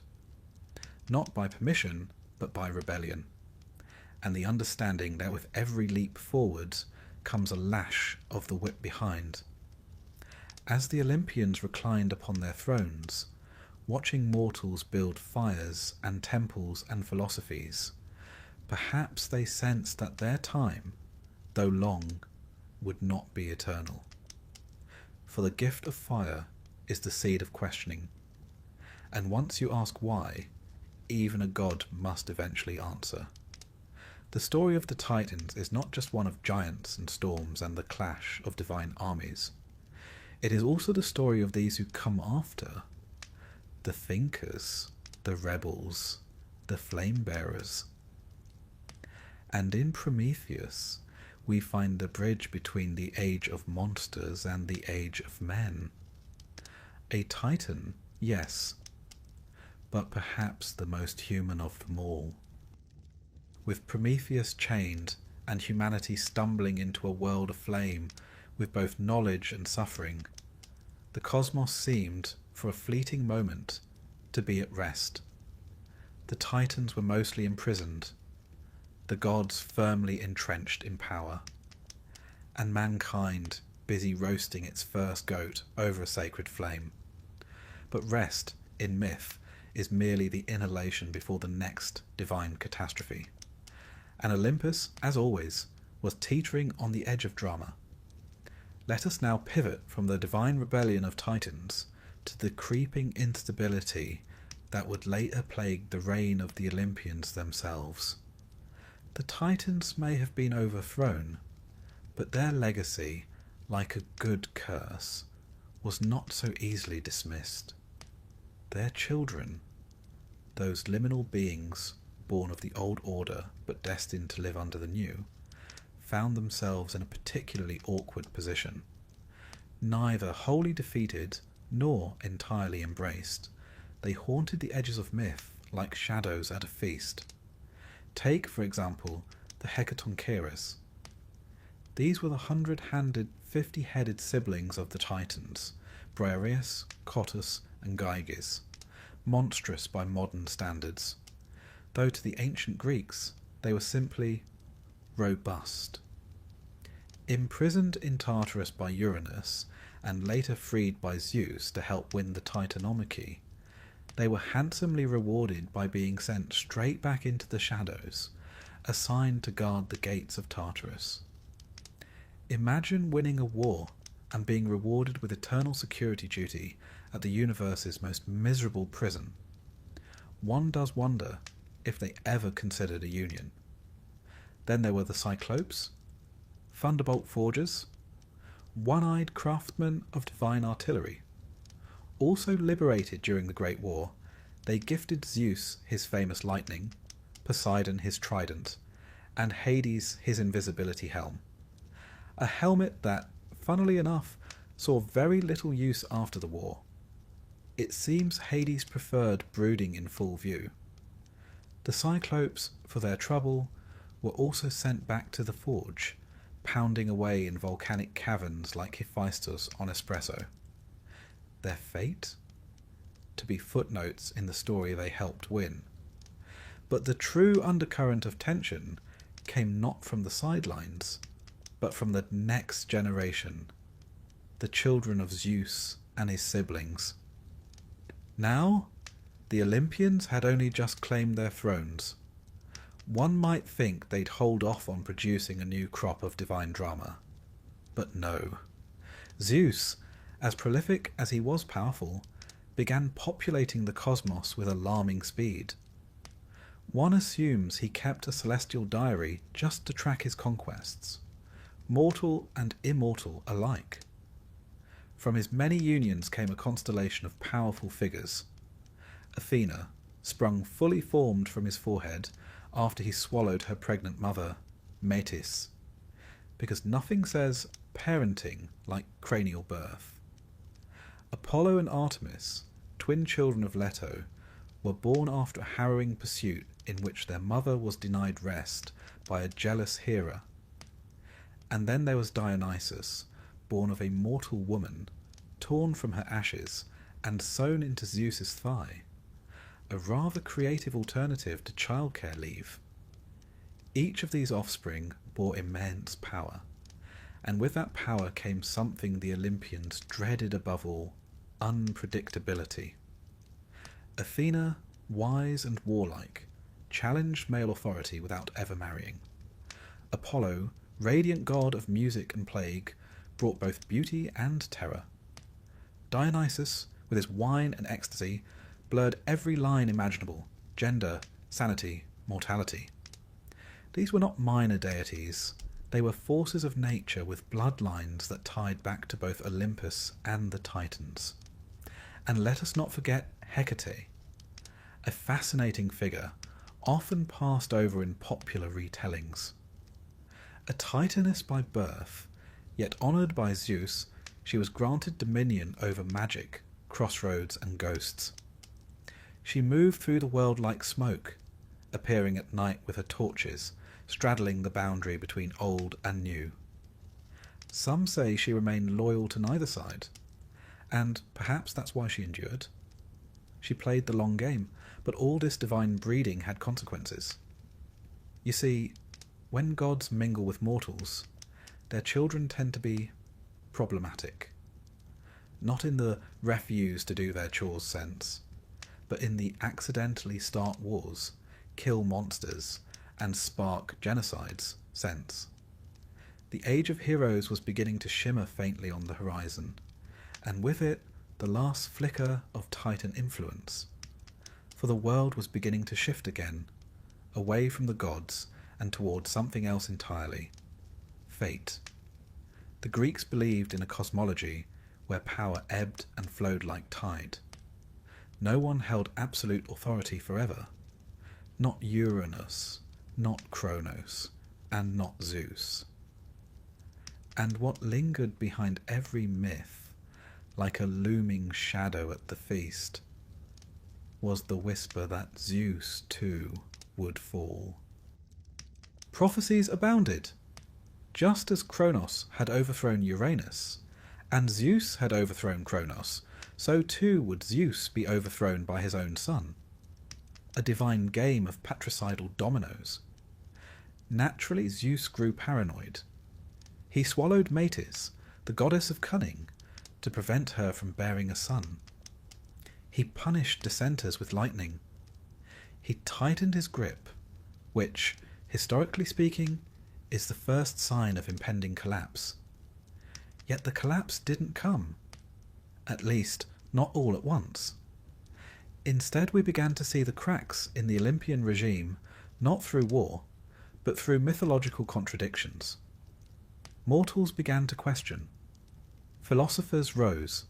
The gods, once terrifying and remote, became flawed, comic, even ridiculous. Dionysus, for instance, challenged Apollo in Delphi. Mortals questioned the will of the oracle. Heroes like Heracles, born of both divine and mortal blood, committed acts of both supreme valour and terrifying violence. They did not obey the gods, they negotiated with them, sometimes even tricked them. Heracles, remember, was the one who freed Prometheus, an act that subtly undermined Zeus's authority without triggering full-blown rebellion. In Heracles, we see something new, a figure who stands between the age of Titans and the rise of men. He is not a Titan, nor a god in the traditional sense, but something in between, a bridge. And he is not alone. Perseus, Bellerophon, Theseus. They all emerge in this liminal space, echoing the chaotic energy of the old world, but redirecting it toward mortal ends. And it is here that myth and history begin to blur. The Greeks, as their civilization matured, began to mythologize their own past. Cities claimed descent from gods. Families traced lineages to heroes. The Titans, once vast cosmic entities, became symbols, metaphors for disorder, for chaos, for the ancient powers that had to be tamed before the polis, the city-state, could rise. And the gods themselves were domesticated. They gained temples, rituals, and priests. They were still powerful, yes, but bound by decorum, by narrative, by the very mortals who once trembled before them. This, perhaps, is the final insult to the Titans. Not their defeat, but their absorption. Cronus was not only imprisoned, he was reimagined. In some Hellenistic sects, he became a god of peace, even of agriculture. The devourer became the father of time, Cronus, a different spelling, but similar enough to fuse over the centuries. And Gaia, once a primordial mother, was reduced to little more than symbolic soil beneath our feet.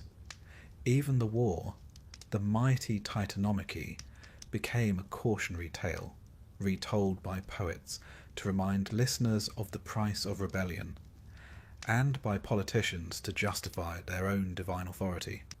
Myth, you see, is never static.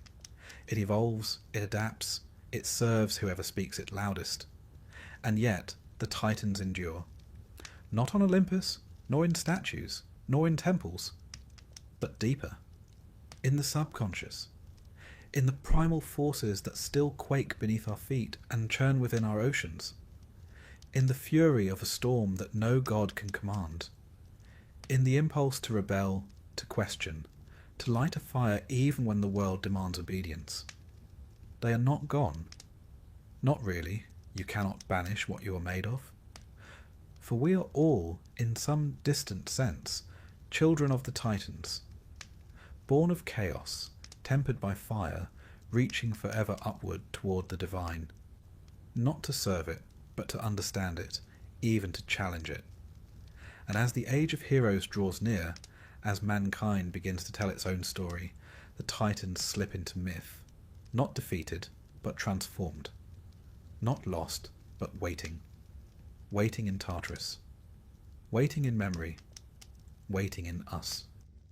As the dust of divine rebellion settled and Olympus gleamed in its post-war splendour, a quiet shift began to take place, not among the gods, but in the realm below. The age of Titans was over, yes. The age of the Olympians had begun in earnest. But now the torch was passing, not upwards, as it had from Gaia to Uranus, from Uranus to Cronus, from Cronus to Zeus, but downwards to the strange, fallible, fascinating creatures known as mortals. Welcome, then, to the heroic age, the age in which Titan blood still flickered in veins, Olympian caprice ruled from above, and humankind found itself cast into the starring role of the cosmic drama.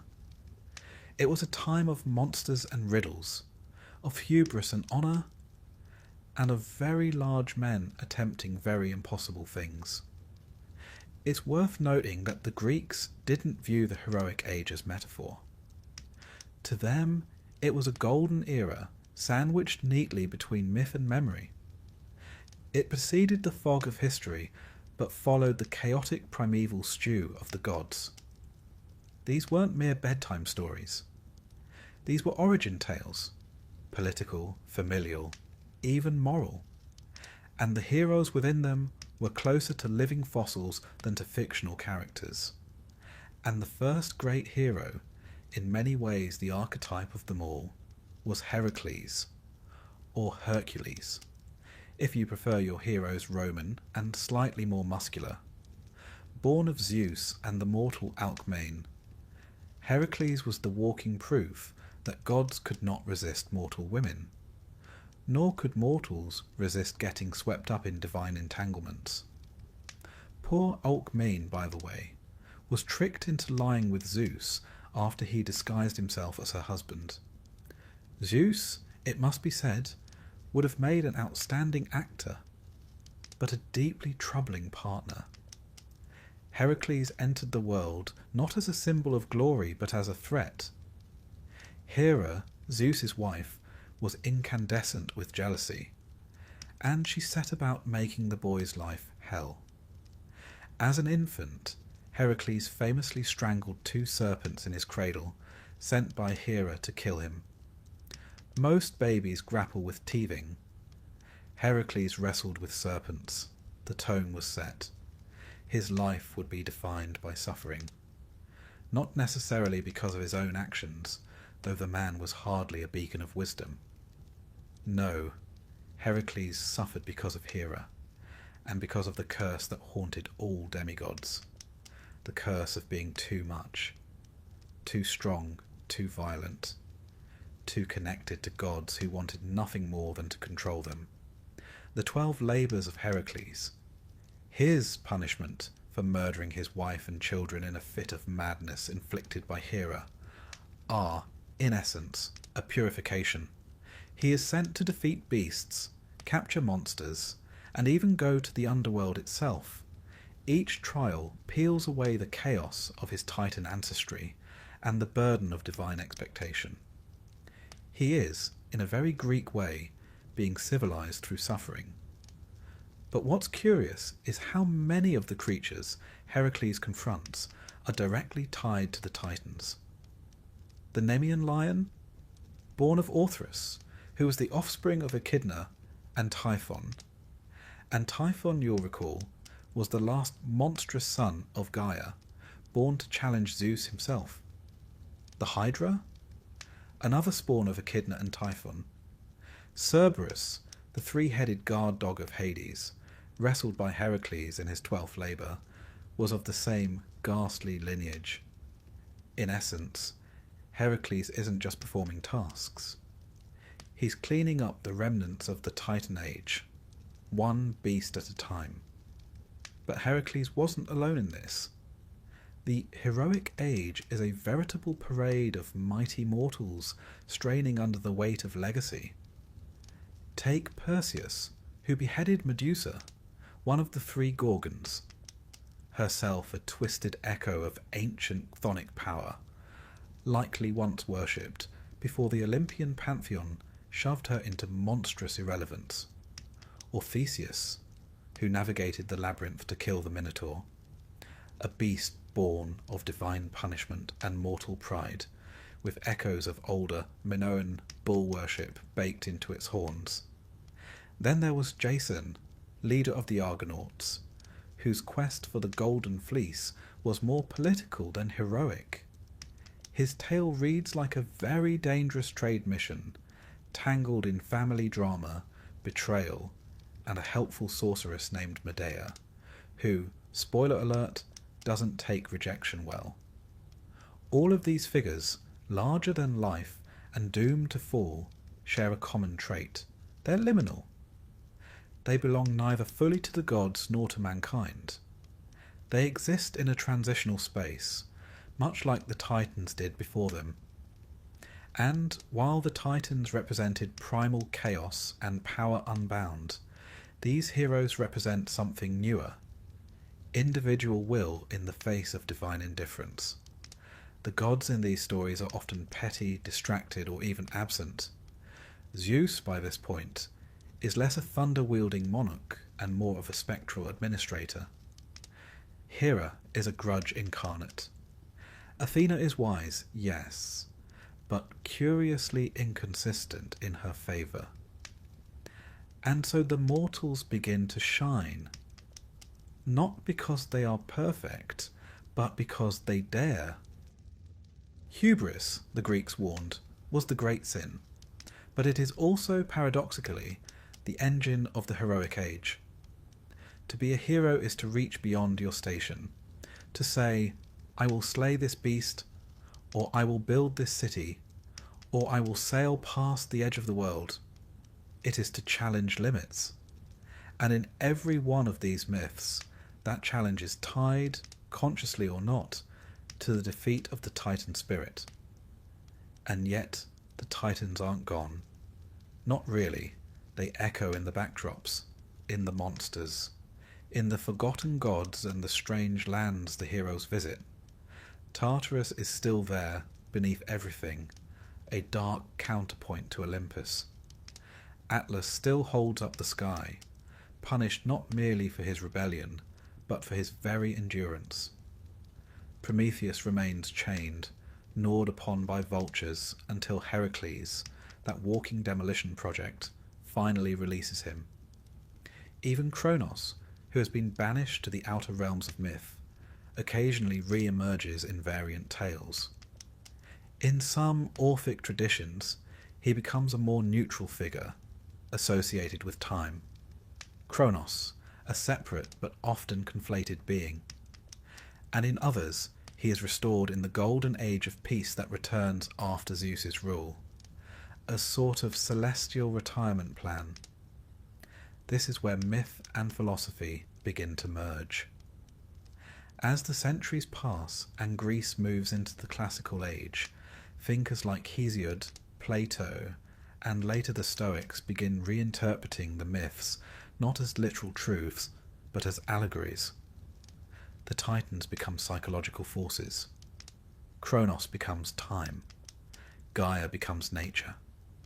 Prometheus becomes the mind, clever, tragic, and rebellious. The heroic age, then, is a mirror held up to the human soul.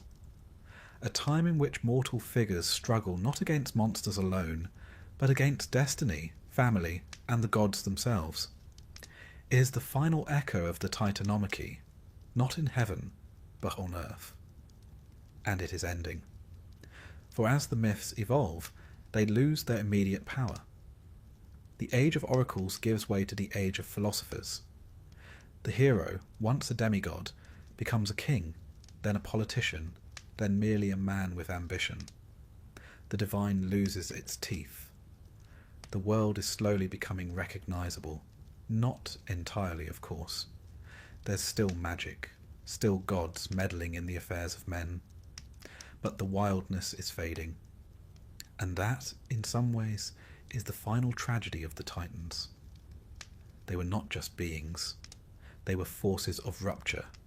Necessary, terrifying, sublime. Their war with the Olympians was not merely a struggle for power. It was the cosmos straining to contain contradiction, chaos and order, nature and reason, instinct and law.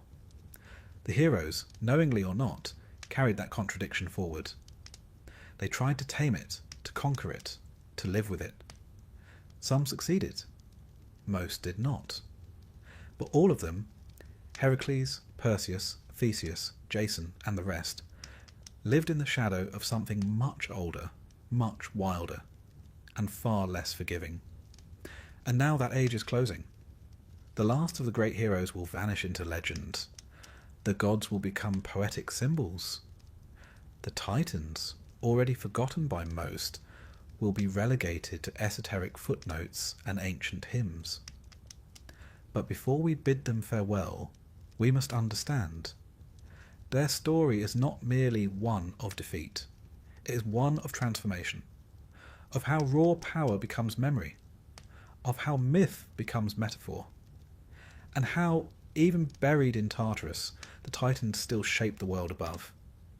Even now, when we speak of rebellion, of endurance, of reaching beyond what we are told is possible, we are speaking the language of Titans.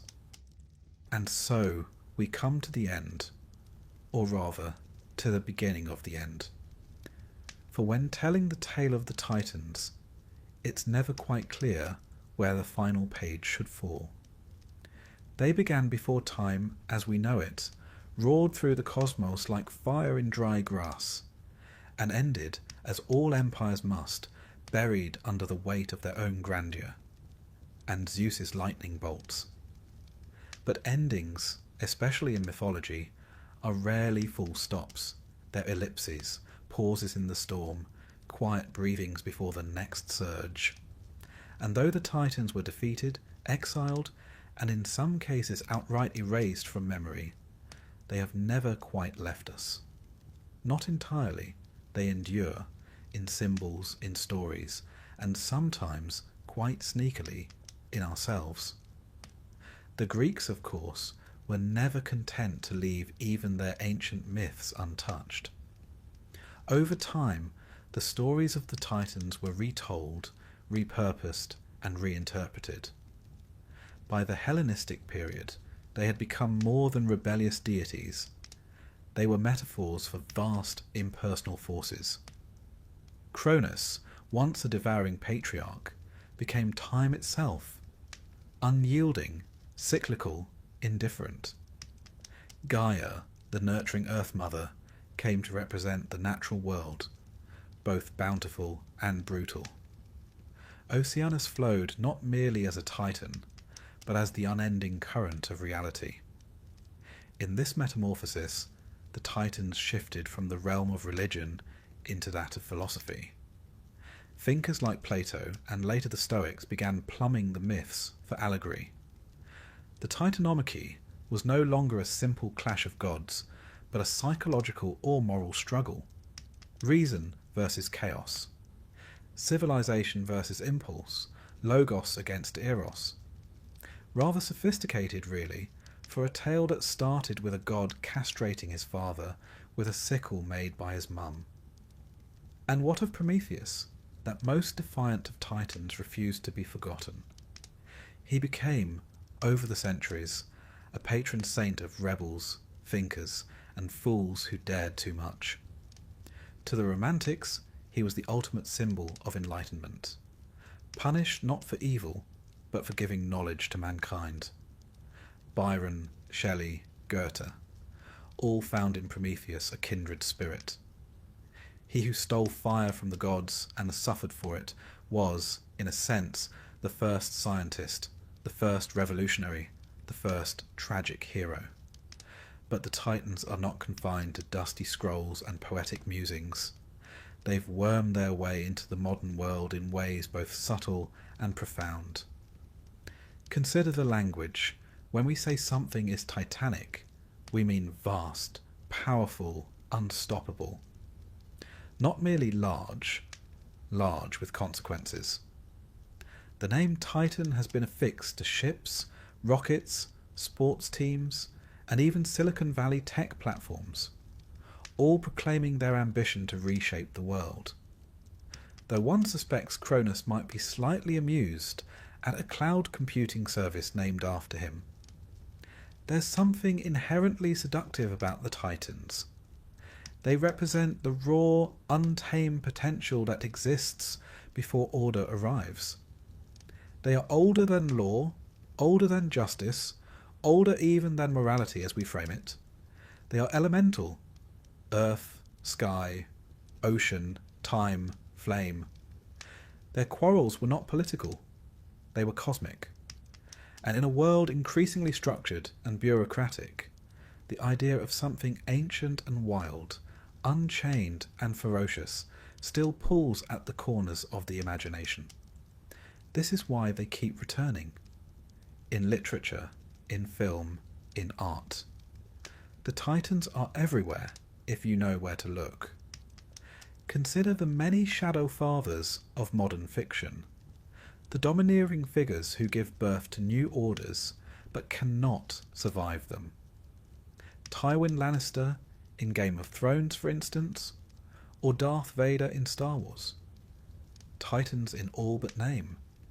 Creators of worlds, undone by their own children. Or take the rise of the anti-hero.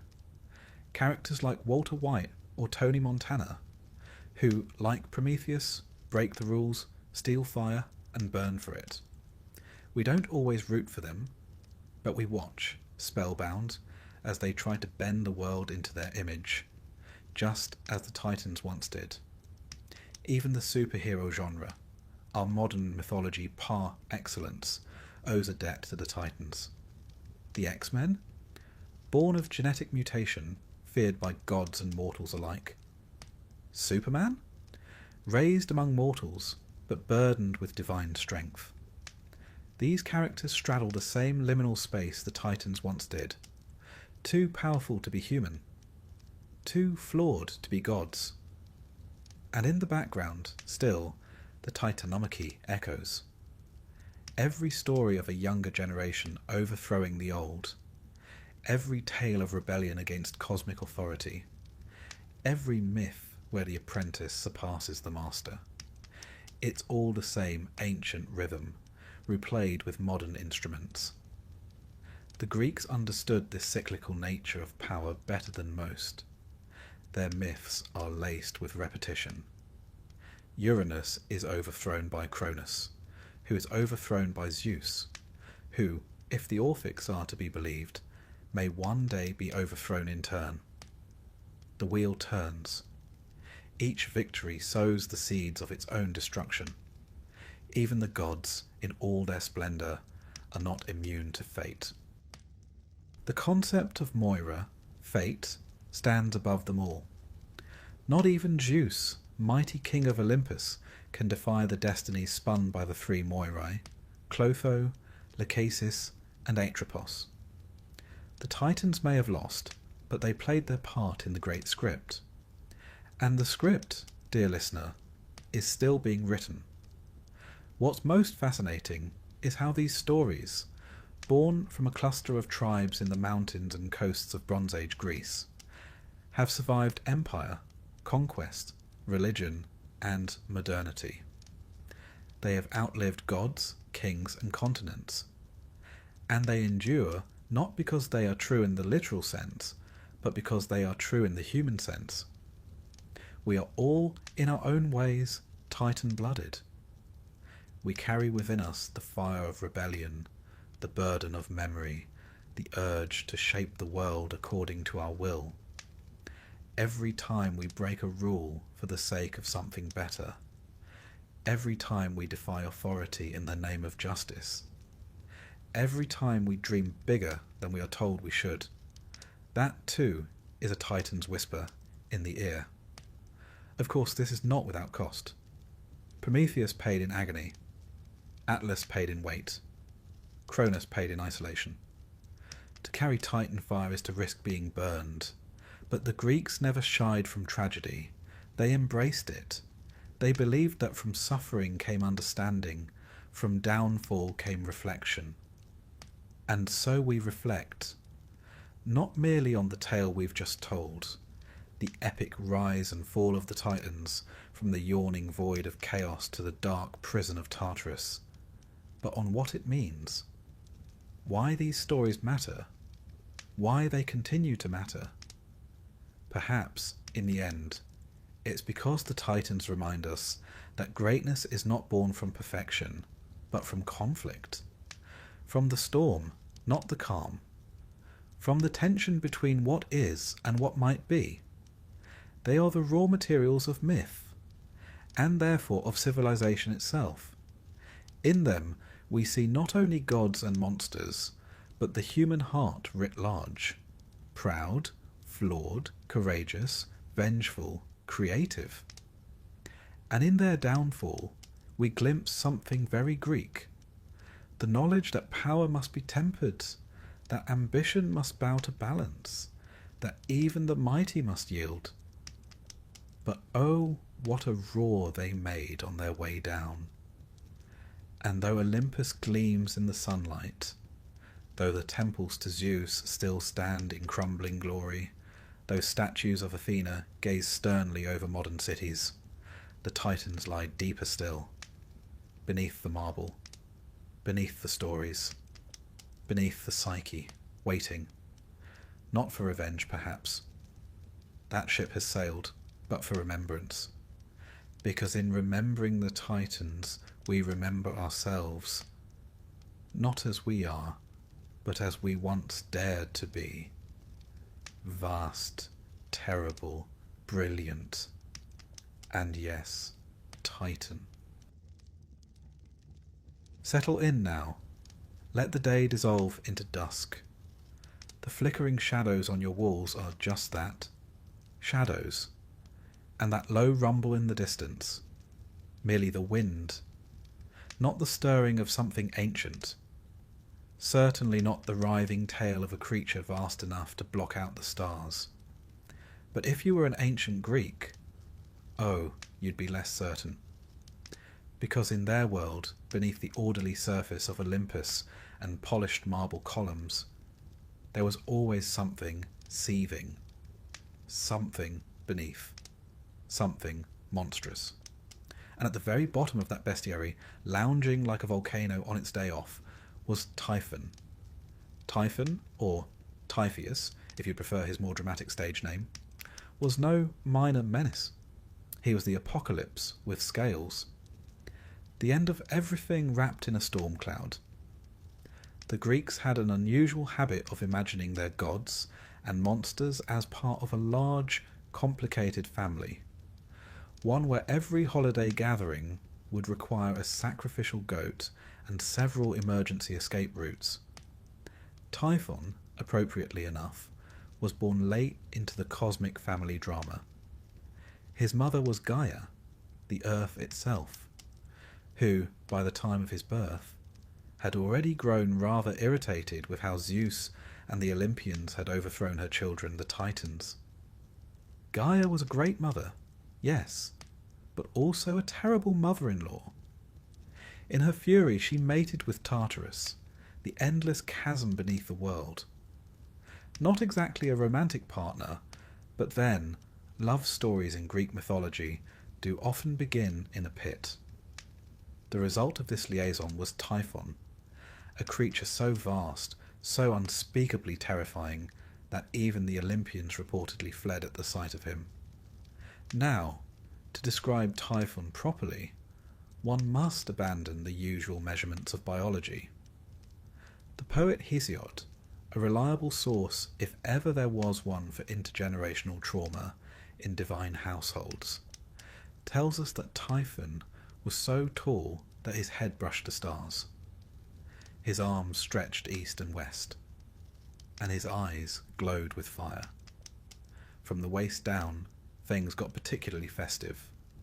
A mass of writhing, venomous serpents in place of legs, hissing and snapping like a particularly hostile maypole. But wait, there's more. Each of his many mouths spoke in different voices. Sometimes human, sometimes bull, sometimes lion. And at times, the cacophony of it all would erupt into the sound of thunder, the roar of a volcano, or the shriek of a gale-force wind. In short, he was the entire weather forecast in one very bad mood. Now, Zeus, ever the confident patriarch, had already dealt with the Titans. He'd cast Cronus and his kind into Tartarus, and established a shiny new world order atop Mount Olympus, complete with thunderbolts, cloud palaces, and ambrosia branches. Then Typhon rose. One can imagine the Olympians, halfway through a celebratory feast, looking up to see a sky-darkening silhouette approaching, and realizing that perhaps they'd celebrated a bit prematurely. In most accounts, all the Olympians save Zeus fled in terror, transforming themselves into animals and galloping off into Egypt, where their disguises would later spark local myths. This, dear listener, is why you'll sometimes find Greek gods suspiciously resembling Egyptian ones. A kind of divine witness protection program, really. Zeus, to his credit, did not flee, at least not immediately. He met Typhon in battle. Lightning clashed against storm. The skies tore open, mountains shook. Poets, one imagines, reached for their scrolls. But here's the twist. Typhon won the first round. Yes, the king of the gods himself was overwhelmed. Typhon tore the sinews from Zeus's hands and feet, quite literally de-limbing the ruler of Olympus, and imprisoned him in a cave. There, Zeus was guarded by the she-dragon Delphine, who no doubt thought this arrangement perfectly fair. It was only with the help of Hermes and Pan, yes, Pan, the musical goat man, who apparently moonlighted as a rescue operative, that Zeus was freed. And once he had his tendons back, thank you Hermes, he regrouped. The final confrontation occurred on Mount Etna, in Sicily, where Zeus unleashed the full fury of his thunderbolts. Typhon fell at last, buried beneath the mountain, where his writhing fury still causes eruptions and earthquakes to this day. So if you ever visit Sicily and the ground trembles underfoot, don't worry, it's just Typhon rolling over in his sleep. All this fire and fury wasn't just a bit of mythological spectacle. The Greeks weren't merely spinning tales to keep children from misbehaving at bedtime, though one imagines it was extremely effective. Typhon served a deeper purpose. He represented chaos, raw, unrelenting, natural chaos. The Greeks were intimately familiar with earthquakes, volcanoes, storms, and all the unsettling little reminders that nature doesn't particularly care about dinner plans. Where modern minds might think of tectonic plates or volcanic pressure, the ancients imagined Typhon. It was a kind of poetry, and, quite frankly, more fun to envision than sedimentary subduction zones. And Typhon was not alone. He was, as mentioned, the father of monsters. With Echidna, half serpent, half something else entirely, he spawned a gallery of horrors. Let's take a brief inventory, shall we? Cerberus, the three-headed dog who guarded the underworld. The Chimera, a fire-breathing fusion of lion, goat, and serpent. The Hydra, with its regrowing heads and poisonous breath. The Sphinx, whose riddles caused more than existential dread. The Nemean lion, whose golden hide couldn't be pierced by mortal weapons. And many others, who we'll meet again as our story unfolds. In a way, Typhon and Echidna are less a couple and more a factory, churning out monstrosities to populate the dangerous edges of the Greek imagination. But how did the ancients depict Typhon? Greek vase painters, never shy about ornamenting their wine jugs with a bit of divine trauma, occasionally gave Typhon a serpentine lower half and dragon wings. Others made him more human-shaped, though still terrifying. His form wasn't fixed, and that's important. Typhon wasn't just a character. He was an idea. He was the fear of the unknown, given just enough shape to haunt your dreams. In the Roman period, Typhon was sometimes merged with other storm deities. The Alexandrian poet Cronus, writing in the 5th century CE, gave us one of the most dramatic retellings of the Typhon battle, a cosmic symphony of chaos and fury. Not exactly a lullaby, but splendid for dramatic readings. Interestingly, the Egyptians, never ones to miss a good mythic crossover, absorbed some of these ideas into their own cosmologies. The Greeks in Egypt, particularly in Alexandria, sometimes equated Typhon with the god Set, another chaotic desert dweller with a penchant for causing trouble. Cultural diffusion, ancient style. And what became of Typhon? Though technically dead, or rather buried, Typhon never truly left the stage. The volcanoes of southern Italy, particularly Mount Etna, were thought to house his furious breath. When lava poured from the mountain's flanks, it was Typhon's wrath escaping in molten form. In literature and later mythology, Typhon became shorthand for unstoppable destruction. A cosmic final boss. A being whose defeat marked the establishment of order. The victory of Zeus, not just as a powerful god, but as the upholder of structure over chaos. One might say, if a little sleepily, that Typhon is the reason the world doesn't fall apart every Tuesday.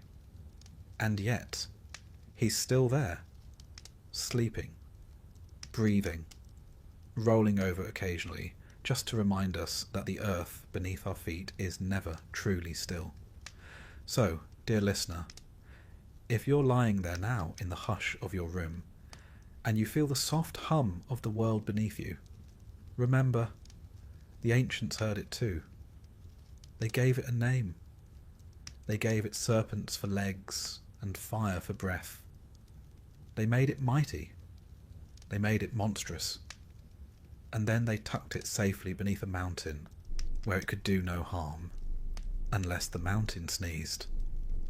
We've only just begun our descent into the monstrous. There are more jaws to count, more riddles to solve, and more serpents than any garden would like. But for now, close your eyes. Let the tale of Typhon roll away like a receding storm. Let your thoughts settle like ash on a quiet volcano.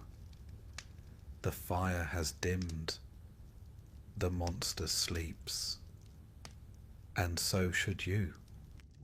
Close your eyes if you haven't already. Let your breathing slow. Let the noise of the day soften, like a harp string falling silent in the dark. You're not in your room anymore. No.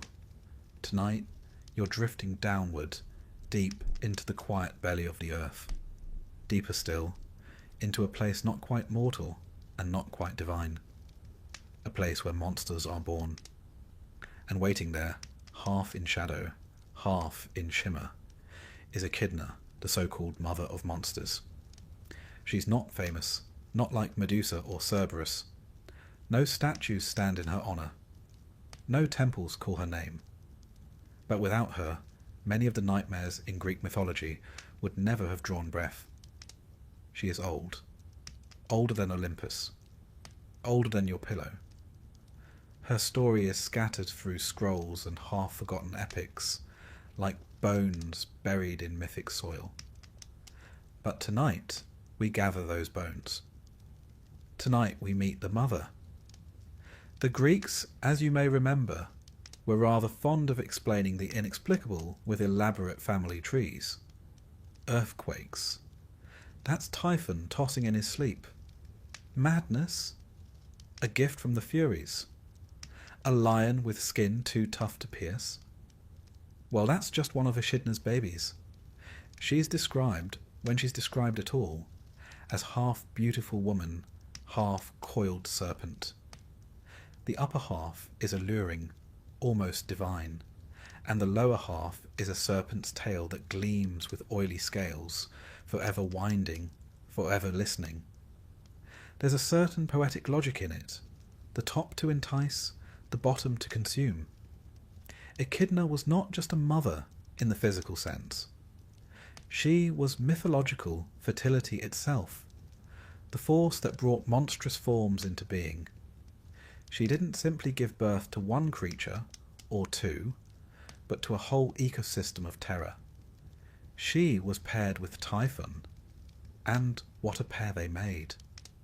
Between the two of them, they birthed virtually every beast that ever gave a Greek hero heartburn. You already know some of their offspring.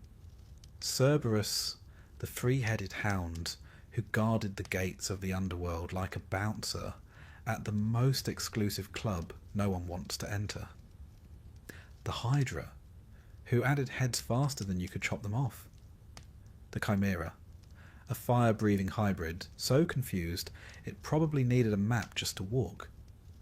The Sphinx, the Nemean lion, Orthrus, the Caucasian eagle that pecked at Prometheus's liver day after day, all hers. Quite the maternity ward, really. But who was Echidna? And why did the Greeks imagine such a being? The answer, as always, lies in fear and fertility. In the ancient world, the wilderness was not a place for leisure hikes and panoramic selfies. It was dangerous, unknown, and crawling with things that hissed. Forests had bandits. Mountains had storms. Caves had gods or monsters, or the gods of monsters. And beneath it all, there was a powerful belief that nature, wild nature, gave birth to the things that frightened you. Echidna was the personification of that belief. She was the wild-made womb, the fertile chaos that lay just beyond the edges of the city-state. Not evil exactly, but untamed. She wasn't meant to be worshipped so much as respected, like the growl in the underbrush or the gleam in a predator's eye. Her name, Echidna, has uncertain roots. It's possibly related to the word for viper, or perhaps it comes from even older languages predating the Greeks entirely. She may be older than even the stories we use to explain her. It would suit her, being older than memory.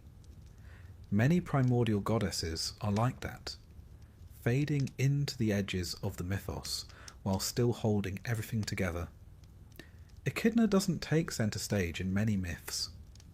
She's rarely the villain. She's never the hero. She's simply there, breeding, waiting, lurking.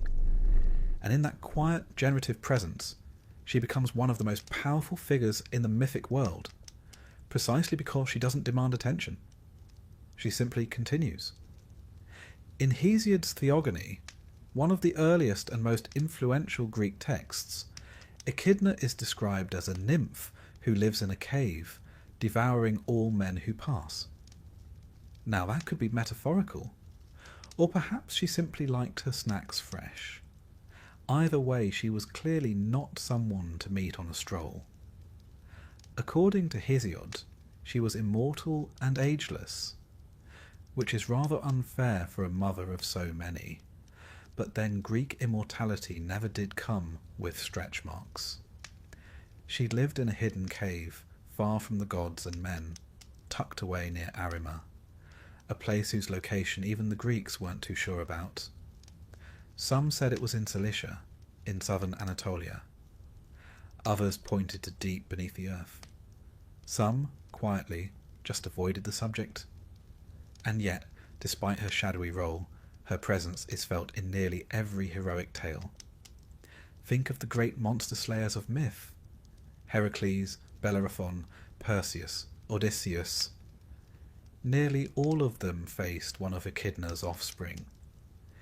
Each heroic deed, each monster conquered, was an echo of her legacy. She is the challenge behind the story, the breath behind the beast. There's something maternal in that too. You see, in ancient Greek society, women were often confined to the home, invisible in the public record, but absolutely central to the survival of the family and the continuity of culture. Echidna mirrors this role, silent in the myths, but essential to their progression. The mother whose children define the trials of men. Some later authors gave her a bit more narrative flesh. In the Roman tradition, she sometimes partners not with Typhon, but with Tartarus himself, a being or a place, depending on how poetic you're feeling. Some even claimed she gave birth to a line of mortal monsters, kings and queens who ruled in far-off barbaric lands. In this version, her blood seeped into the earth and bore empires, which, in its own way, might be the most frightening legacy of all. In art, Echidna appears only rarely. The Greeks, bless them, preferred to depict her children, flashier, more dramatic, and easier to fit onto pottery. But when she does appear, she's unmistakable. A woman from the waist up, beautiful and often bare, with the lower body of a serpent coiling into the gloom. Her face is calm, unapologetic. She is not a monster writhing in agony. She is not begging to be understood. She is simply Echidna. And what a strange power that is, to be monstrous without remorse, to be feared but not villainous, to give birth to terrors and never ask forgiveness for it. In modern times, her name has survived in biology. The echidna, a spiny anteater from Australia, bears little resemblance to her mythological namesake, aside from being wonderfully peculiar and producing the sort of confusion that would make a Greek storyteller proud. It lays eggs. It has four-headed reproductive anatomy. It is shy, ancient, and seems entirely unaware of how absurd it looks. One suspects Echidna would be flattered, but back to her myth. Echidna's story fades gradually after the early sources. As Greek thought shifted from oral epic to philosophy, monsters like her were explained away. Natural causes. Allegory. The torchlight of logic was being turned toward the dark corners of myth, and many of those shadows scattered. But not all. In the Renaissance, and even in modern fantasy literature, the trope of the mother of monsters lives on. You'll find her echoes in Tolkien's Ungoliant, in Lovecraft's Shub-Niggurath, in video games and novels, and the minds of anyone who's ever wondered, but where did the first monster come from? It always comes back to Echidna, because even now, when the world is mapped and measured, and most of the dragons have been replaced by tax forms, we still feel that tug at the edges. That sense that something wild, something ancient, still breeds beneath the surface. The Greeks gave that feeling a name. They gave it a shape. They gave it a mother. And so, as you lie there tonight, drifting just on the edge of sleep, know that you are not alone. The cave still waits. The coiled tail still stirs. And the mother of monsters still dreams beneath the earth, birthing horrors in her sleep. She does not roar. She does not chase. She simply exists. And that, perhaps, is the most terrifying thing of all. Now close your eyes. The world is quiet. The monsters are fed. And the mother is resting. So should you. Breathe in. Let the weight of the day fall away like sand through your fingers. You're not here, not really. Not in your room, not in your bed. No, you're walking through a darkening meadow under a silver moon, a cool mist curling around your ankles. Ahead, a black river winds across the land like a ribbon of ink. And just beyond it, a gate. Massive, unmoving, ancient. And beside it, the soft growl of something that does not sleep. You have come to the edge of the world, or at least the edge of the world as the Greeks imagined it. This is the entrance to the underworld, and the creature standing guard has 3 heads, each hungering for the soul of a trespasser. Meet Cerberus, the Hound of Hades. Now let's set aside modern expectations. Cerberus is not evil. He is not a villain. He doesn't chase heroes through city streets or bark in nightmarish alleyways. No, he is far more dignified than that. He has a job, a role, a purpose. He is the guardian, the doorman, the final obstacle. And he's very, very good at it. Cerberus, sometimes spelled Kerberos, if you're in the mood for older spellings, was the child of Echidna and Typhon, a sibling to the Chimera, the Hydra, and other such charming playmates. But Cerberus was special. He wasn't designed to terrorize mortals or rampage through the countryside. He was created to keep the dead in, and the living out. His appearance varies, depending on which ancient source you're reading or which pot you're peering into. But the basics are consistent. Cerberus has 3 heads, though some ancient authors claim as many as 50 or even 100. He has a mane of snakes, eyes like lanterns, and sometimes, depending on the poet's mood, a serpent for a tail. He's like a canine jigsaw puzzle made from nightmares, stitched together with divine purpose. But let's focus on the 3 heads. Why 3? Well, scholars and sleepy philosophers have debated this for centuries. Some say the 3 heads represent the past, present, and future, which would be terribly poetic for a dog.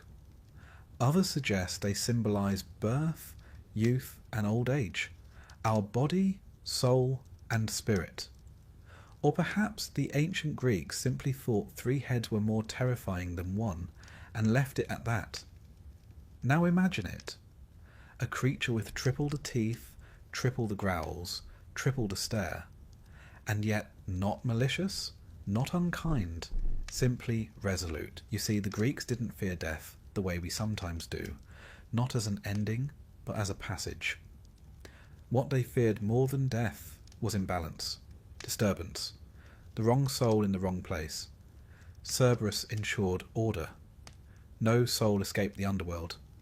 No living foot stepped too far. He was, in essence, the boundary. You may be wondering, what was it like, this underworld? It was not fire and brimstone. No pitchforks, no eternal torment. At least not for most. The underworld was quiet. Diamond Soys shadowed.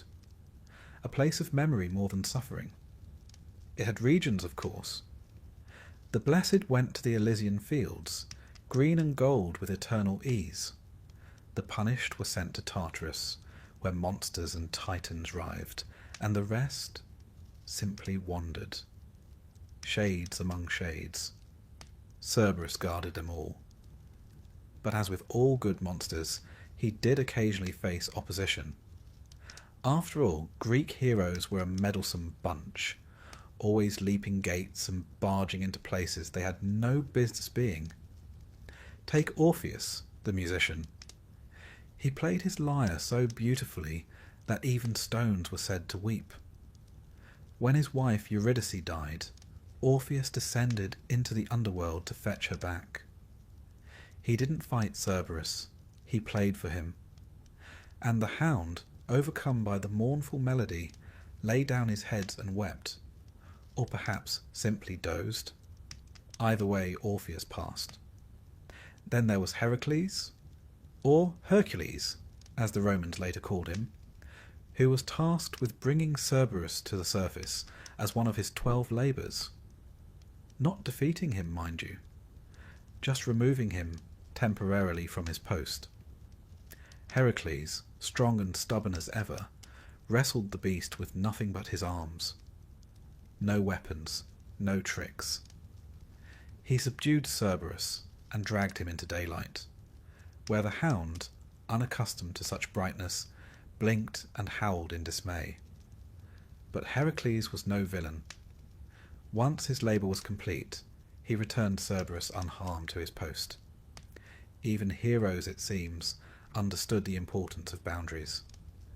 And then there's Psyche, a mortal woman who, through a series of divine misadventures involving jealous goddesses and impossible tasks, found herself journeying through the underworld as well. To pass Cerberus, she brought honey cakes, sweet bribes for a beast who, despite his job, still enjoyed a treat or two. Some say she tossed them one by one, each to a separate mouth. A very polite offering, really. These stories tell us something about Cerberus. He is not defeated by force, not truly. He is overcome by gentleness, by cleverness, by compassion. A lullaby, a cake, a fair challenge. He is a creature of rules, not rage. And that, perhaps, is why he was so respected. Even Hades, god of the underworld, had a sort of fondness for him. In many depictions, Cerberus is shown sitting at his feet like a loyal companion. Not chained, not whipped, just present, watching, waiting. And here we must take a brief, sleepy detour into etymology. The name Cerberus may stem from an Indo-European word meaning spotted, which means, if we're being terribly literal, Hades may have named his monstrous three-headed hellhound Spot. That's right, Spot. A joke, perhaps, from the ancient linguists. Or maybe just a reminder that even the most terrifying beings can have ordinary names. There's also a connection between Cerberus and ancient burial customs. You see, the Greeks often placed coins with the dead, payment for Charon, the ferryman who guided souls across the river Styx. But in some traditions, honey cakes were buried as well. Offerings not for Charon, but for Cerberus. A bribe to ease the soul's passage, a gift to the guardian, something sweet for the sentinel. It's easy to forget, amid the snarling imagery, that Cerberus was not cruel. He didn't torment souls. He didn't hunt them. He simply ensured they stayed where they belonged. In a world where chaos was always licking at the edges of order, Cerberus was a gate that held firm. In Roman times, the image of Cerberus endured. Poets like Virgil described him in the Aeneid, where the hero Aeneas must also pass the hound to reach the realm of the dead. Again, the method is familiar. Soporific treats. Sleep, not struggle. And in later Christian adaptations, Cerberus became associated with demons or Satan's watchdog. But that's a different lens, painted in darker strokes. The Greeks saw no sin in his existence, only necessity. Artists over the centuries couldn't resist him. On urns, on mosaics, on medieval manuscripts, he appears, all snarls and scales and flicking tongues. Often with only 2 heads, sometimes with 3, occasionally with dozens. Always with a presence that says, "Here is the edge. Do not cross it lightly." And yet, of course, the best stories are about those who do. Still, once their business is done, the great heroes rarely harm him. They return him, leave him be. Cerberus is not the villain to vanquish, but the challenge to honour. There's something comforting in that, isn't there? A monstrous dog who does not chase but guards, who snarls not from malice but duty, who lets you pass if you are clever or kind or brave enough to earn the right. And as you lie there, perhaps with a dog curled at your feet or snoring down the hall, you might smile at the thought that in the ancient world, even the threshold between life and death had a guardian who wagged his tail for music and drooled for honey. Cerberus was terrifying, yes, but only to those who tried to cheat the rules. He never hunted the innocent, never strayed from his post. He stayed, eternal and watchful, at the gate, a beast of legend, a child of chaos, and still, somehow, just a very good boy. So rest now. The night is calm, the gate is closed, the guardian is at his post, his 3 heads laid gently on stone, watching the road behind you, keeping the silence intact. No need to run, no need to fear. You are not trespassing tonight. You are only drifting. Sleep well, and let Cerberus keep the watch. Let your body settle. Let the weight of your limbs fall into the mattress, like stones sinking gently into a clear pool. The night presses in softly, like a curtain drawn with care. And beneath that hush, somewhere distant, somewhere ancient, is the quiet ripple of a marsh, a breathless wetland choked with mist. Something stirs beneath the surface, something with too many eyes. Tonight we drift toward the swamps of Lerna. There, in the stagnant, steaming waters, lived a creature so persistent, so impossibly difficult to kill, that it took a demigod with a club, a sword, and a bit of divine backup just to slow it down. This is the tale of the Lernaean Hydra, a creature of heads and venom, born of chaos and left to thrive in the shadows. You've probably heard of the Hydra, even if only vaguely. In popular imagination, she's become a symbol of problems that grow worse the more you try to fix them. Cut off 1 head and 2 more rise. A rather discouraging metaphor for anyone with a to-do list. But the Hydra wasn't just a metaphor. To the ancient Greeks, she was very real, and very much in the way. Her origins, as with so many monsters in Greek mythology, trace back to Echidna and Typhon, the mother and father of monsters. They didn't so much raise their children as release them, scattering their spawn across the map like little living challenges for the heroic youth of the age. The Hydra was one of their more impressive creations. She lived in the swamp of Lerna, not far from the city of Argos, and was said to be a massive, coiling, many-headed serpent. The number of heads varies depending on the poet. Some said 7, others claimed 9. A few, feeling especially dramatic, went as high as 100. But no matter the count, they shared one troubling feature. They didn't stay dead. When 1 head was severed, 2 more would sprout in its place, like an enthusiastic weed that took pruning as a personal challenge. And if that weren't enough, her blood was said to be so venomous that even its scent could kill.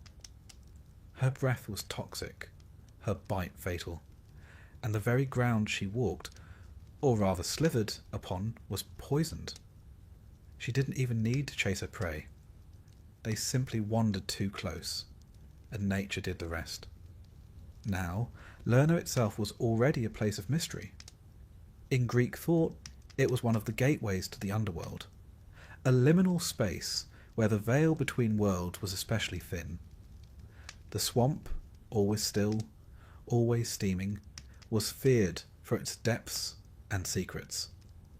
It was said that no one who entered came out unchanged, or at all.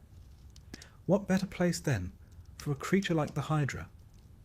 When Heracles, known to the Romans as Hercules, was tasked with his second labour, it was not merely a matter of finding the Hydra and waving a sword.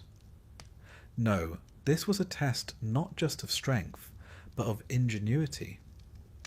He arrived with his nephew Iolaus, who, depending on the version of the myth, was either his charioteer, his assistant, or just someone who'd made the mistake of tagging along on the wrong day.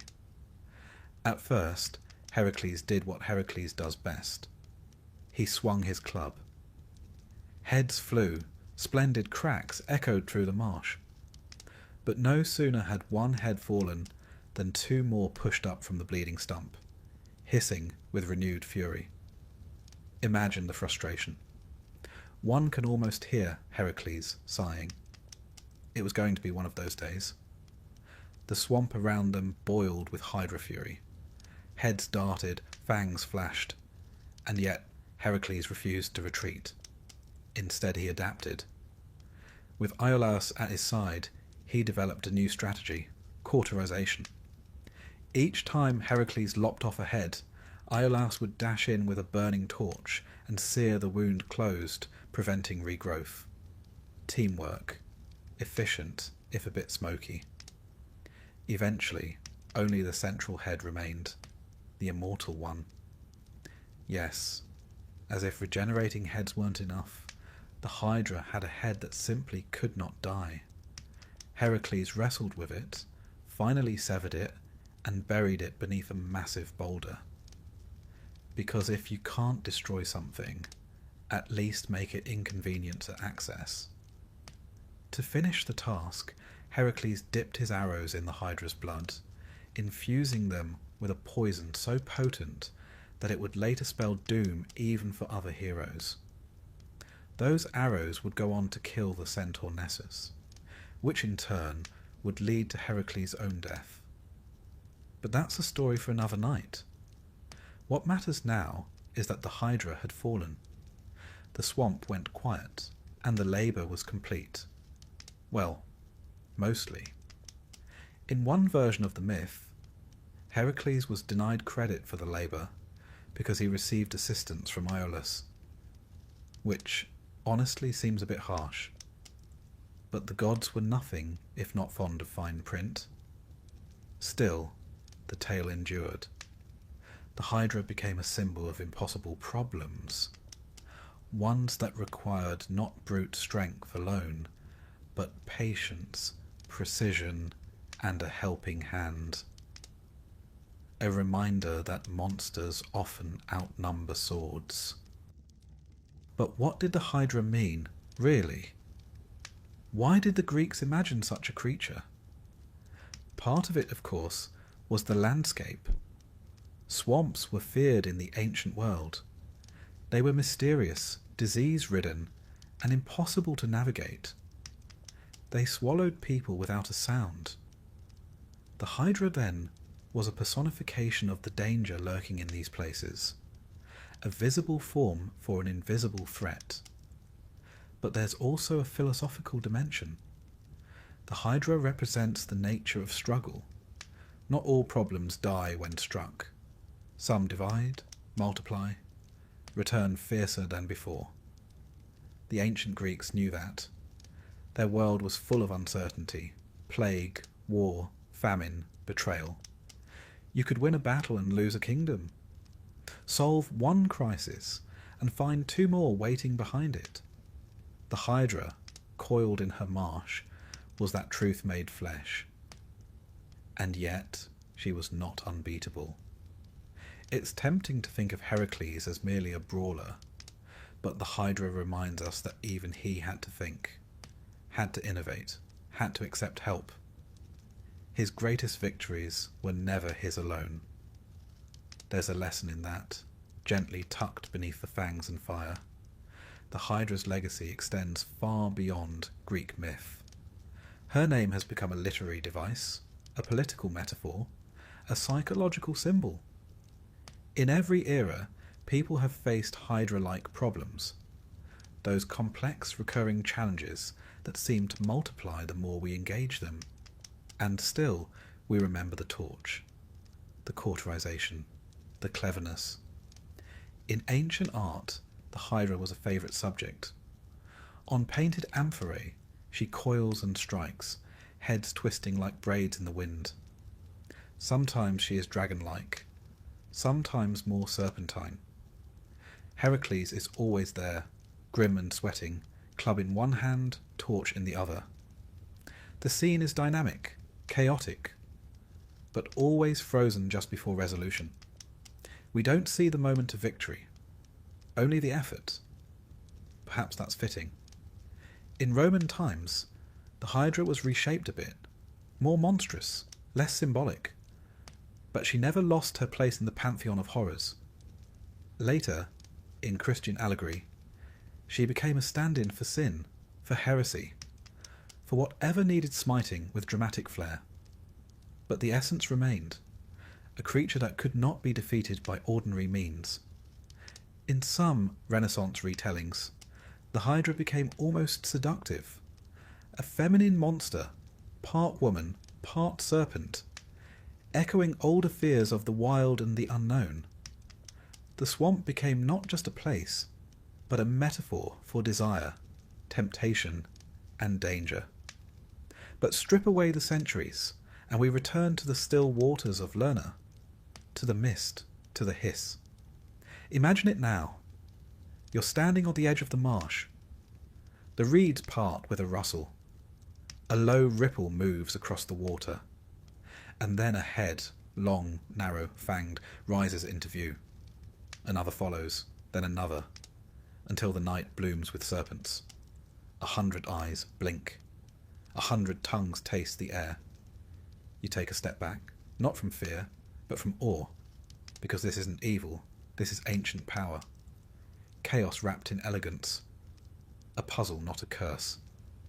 And somewhere far off, a torch flares in the darkness.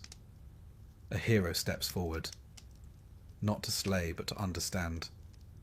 So rest now. The Hydra sleeps again in her swamp, coiled beneath lilies and mud. Her heads no longer hiss. Her breath no longer poisons. She dreams of fire and rain, of battles lost and won. And you? You are far from Lerna now, safe beneath your blankets, where no heads multiply and no blades are needed. The marsh is still. The torch is out. And the monster, like you, is at peace. Sleep deeply, and let the world remain quiet. Let the hush of the evening settle around you like soft wool. The air is still now.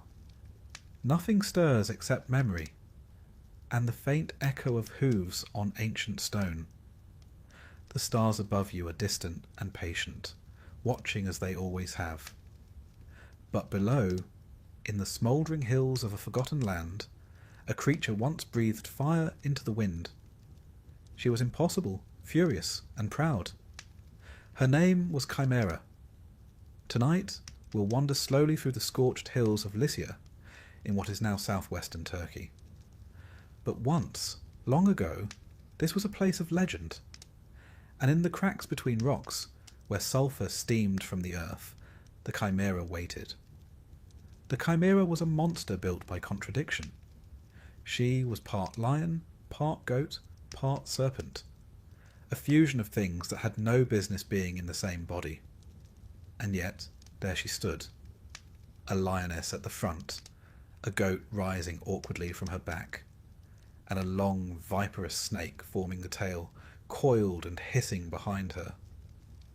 And if that weren't enough, she breathed fire. Of course she did. Greek poets described her with a mix of horror and admiration. A creature so unnatural she must have been divine. Or perhaps something the gods regretted and forgot to recall. She was, like many monsters of that ancient world, a child of Typhon and Echidna, which meant that chaos was not just her nature, it was her birthright. Her name, Chimera, literally means she-goat in Greek, which, considering she was also a lion and a snake, seems like an odd naming decision. But the Greeks often name things after their most confounding feature. And what could be more confounding than a goat erupting from the back of a lion? She roamed the burning hills and haunted the people of Lycia.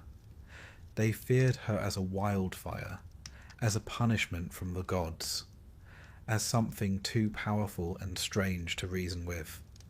And truly, she didn't have an agenda. She didn't demand sacrifices, or build empires, or leave cryptic riddles. She just existed, and scorched everything around her. Now, why would a monster like this take root in Lycia? It helps to know a bit about the land. Lycia was known in the ancient world for its strange, flaming hills, places where methane seeped up from the earth and ignited into ghostly blue flames. Even today, at the site called Yanatash, flaming rock, fires still burn from the ground, flickering mysteriously. To the Greeks, such phenomena had to have a cause. Fire from nowhere?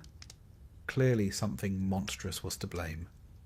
So they imagined the Chimera, a creature who breathed these flames and lived beneath the rocks. Myth, after all, is how the Greeks explained the impossible. The most famous story involving the Chimera comes from the saga of Bellerophon, a hero not as well known today as Heracles or Odysseus, but just as bold. Bellerophon was a prince, or possibly a fugitive, depending on whom you ask. He ended up in Lycia, under complicated circumstances, and found himself sent on a mission that was, frankly, meant to kill him. The king of Lycia, hoping to rid himself of this inconvenient guest, ordered Bellerophon to slay the Chimera. A clever way to dispose of someone without technically getting blood on your hands. Oh, you're still alive? Splendid. Do pop out and kill the unkillable monster next, would you? But Bellerophon, rather than succumbing to dread or excuses, went hunting. Now, it's important to note that Bellerophon had a secret weapon, or rather, a winged one. He had managed, through prayer, perseverance, and a golden bridle from the goddess Athena, to tame Pegasus, the winged horse. With Pegasus beneath him, Bellerophon could fly, placing him out of reach of the Chimera's claws, fangs, and, crucially, her fire. Imagine that scene.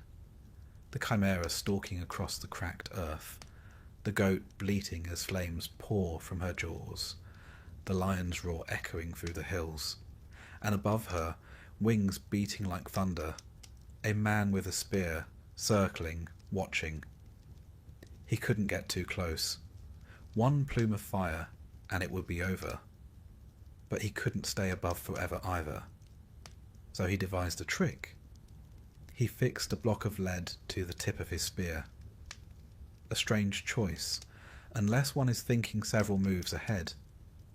Swooping down, dodging a blast of flame, he drove the spear into the creature's throat. The lead, heated by her breath, melted down into her windpipe, suffocating the fire, and with it, the monster. It was not brute strength that won the day, but cleverness. Heat and metal. A smith's trick, not a warrior's. The Greeks valued that. Wit over muscle. Strategy over sheer force. In their world, heroes often triumphed, not because they were the biggest, but because they were the smartest. And so the Chimera fell. The fire quieted. The people of Lycia breathed easier. Bellerophon returned, not just as a survivor, but as a hero, though, as with many Greek heroes, his story would not end so smoothly. He grew proud, too proud, tried to fly to Olympus itself, and Pegasus, wise beast that he was, threw him before reaching the heights. But that's another tale. The Chimera, for her part, was buried in the hills. The flames, some said, were her breath still leaking through the cracks of the earth. Even today, the fires at Yanatash still burn. Some believe them to be eternal. Others know they're just gas.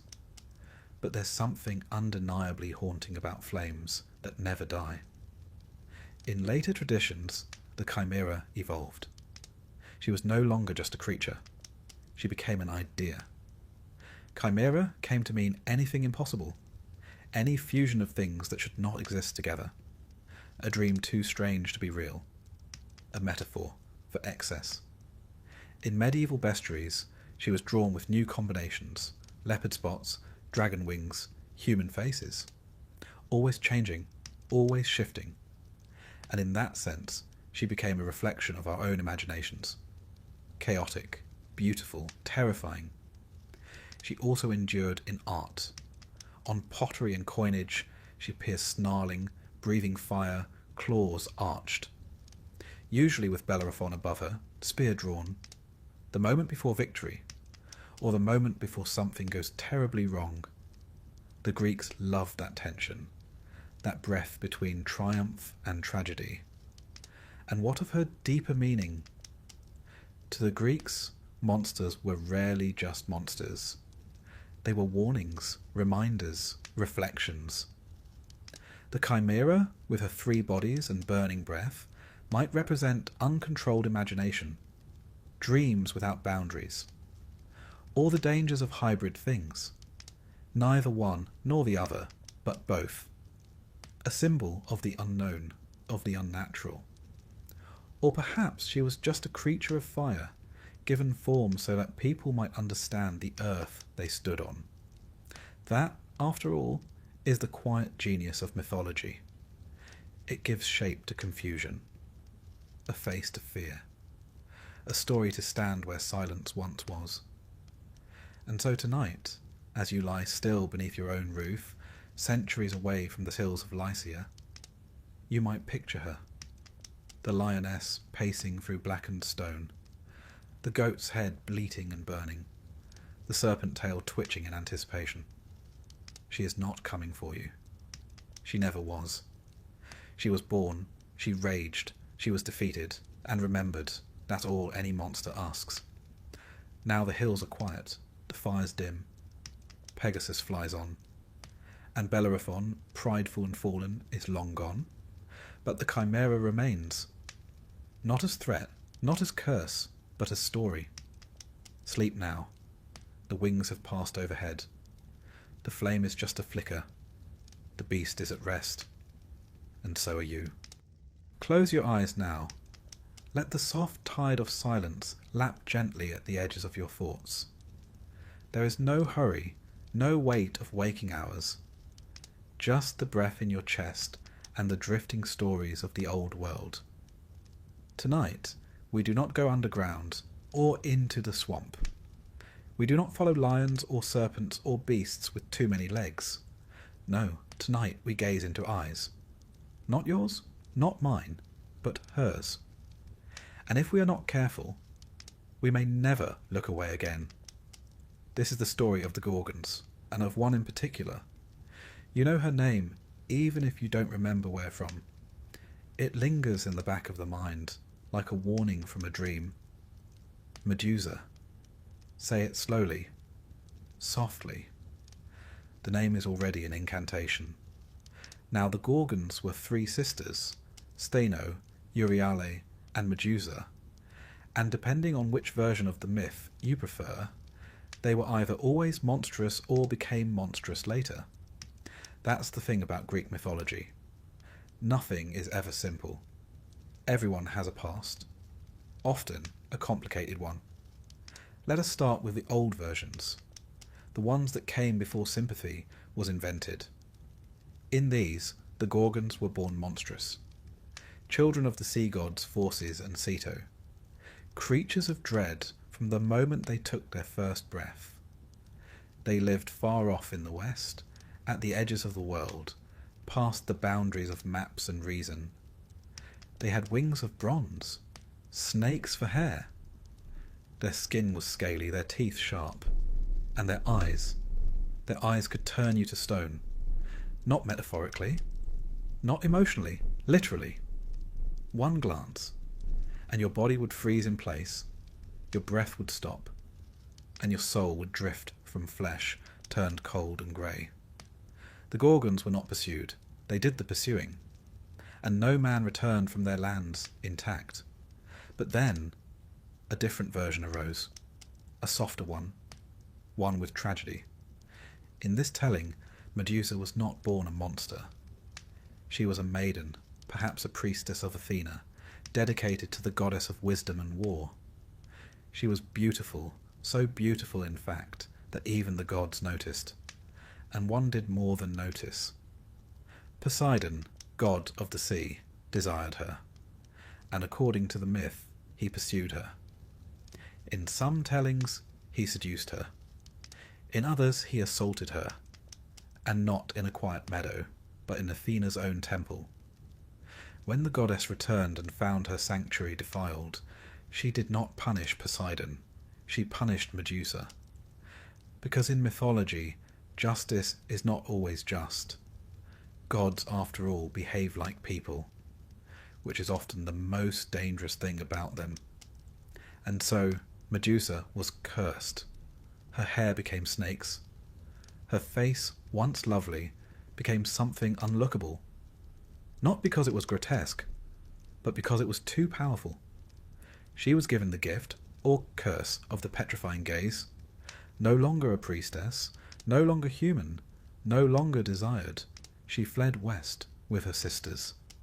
And from that moment on, she was both feared and hunted. Now consider this. A woman punished for being beautiful, then hunted for being dangerous. There's something ancient in that rhythm, and sadly, something eternal. But back to the myth. You may remember the name Perseus, a hero with a magic bag and a knack for inconvenient quests, sent by a king who wanted him dead without saying so. "Bring me the head of Medusa," said the king, as if asking for a bouquet. And Perseus went, but not alone. He had help, divine help. The gods, for reasons of their own, gave him tools. Athena provided a polished shield, one that could be used as a mirror. Hermes gave him a curved blade. He also received a magical satchel to carry the head, and the winged sandals of the nymphs, with which he could fly. You may notice a pattern in Greek heroics. The monster is rarely defeated by brawn alone. There are tools, relics, rules. The Greeks understood that monsters were not simply strong, they were symbols. They had to be approached with reverence and cunning. Perseus flew to the edge of the world, to the land where the Gorgons slept. They slept during the day, you see. Their stone-turning eyes only worked when open. Even curses need rest. And as the Gorgons lay coiled among the rocks, Perseus crept forward, not looking directly, but through the reflection in his shield. It's a clever image, isn't it? He cannot face her directly. He must look through an image, indirect, safe, distant. One wonders how many truths in life must be seen the same way. With the curved blade, he struck, clean, fast.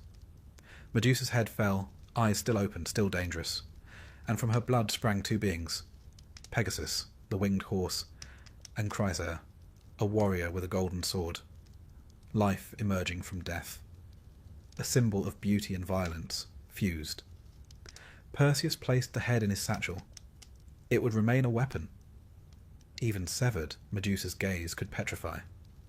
He used it to defeat foes, turn kings to stone, and eventually returned it to Athena, who mounted it on her shield. Now pause there. Athena, who cursed Medusa, who armed the man who killed her, who then placed her head on a shield and carried it into battle. Why? Why would a goddess wear the face of her victim? Some say it was guilt, a way to honour Medusa.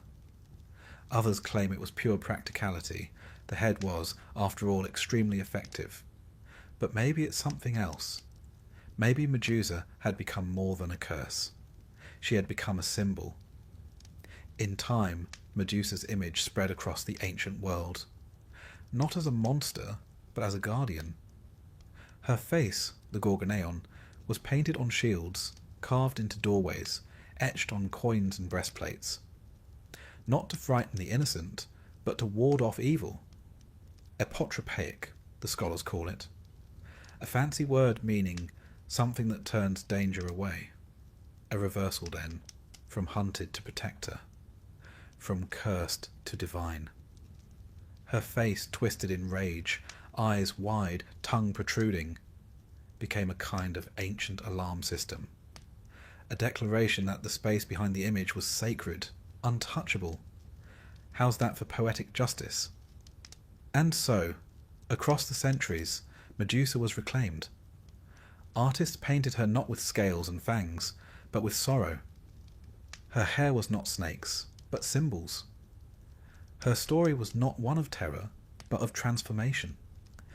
In the Renaissance, poets reimagined her. Painters softened her features. In the modern world, she became a feminist icon. The woman punished for her beauty, transformed against her will, then demonized for surviving. Is she still terrifying? Yes. But perhaps not for the same reasons. And what of her sisters? Stheno and Euryale, the immortal Gorgons, often go unmentioned. They weren't slain, they weren't cursed anew. They remained wild, winged, grieving. Their names mean strong and far-roaming.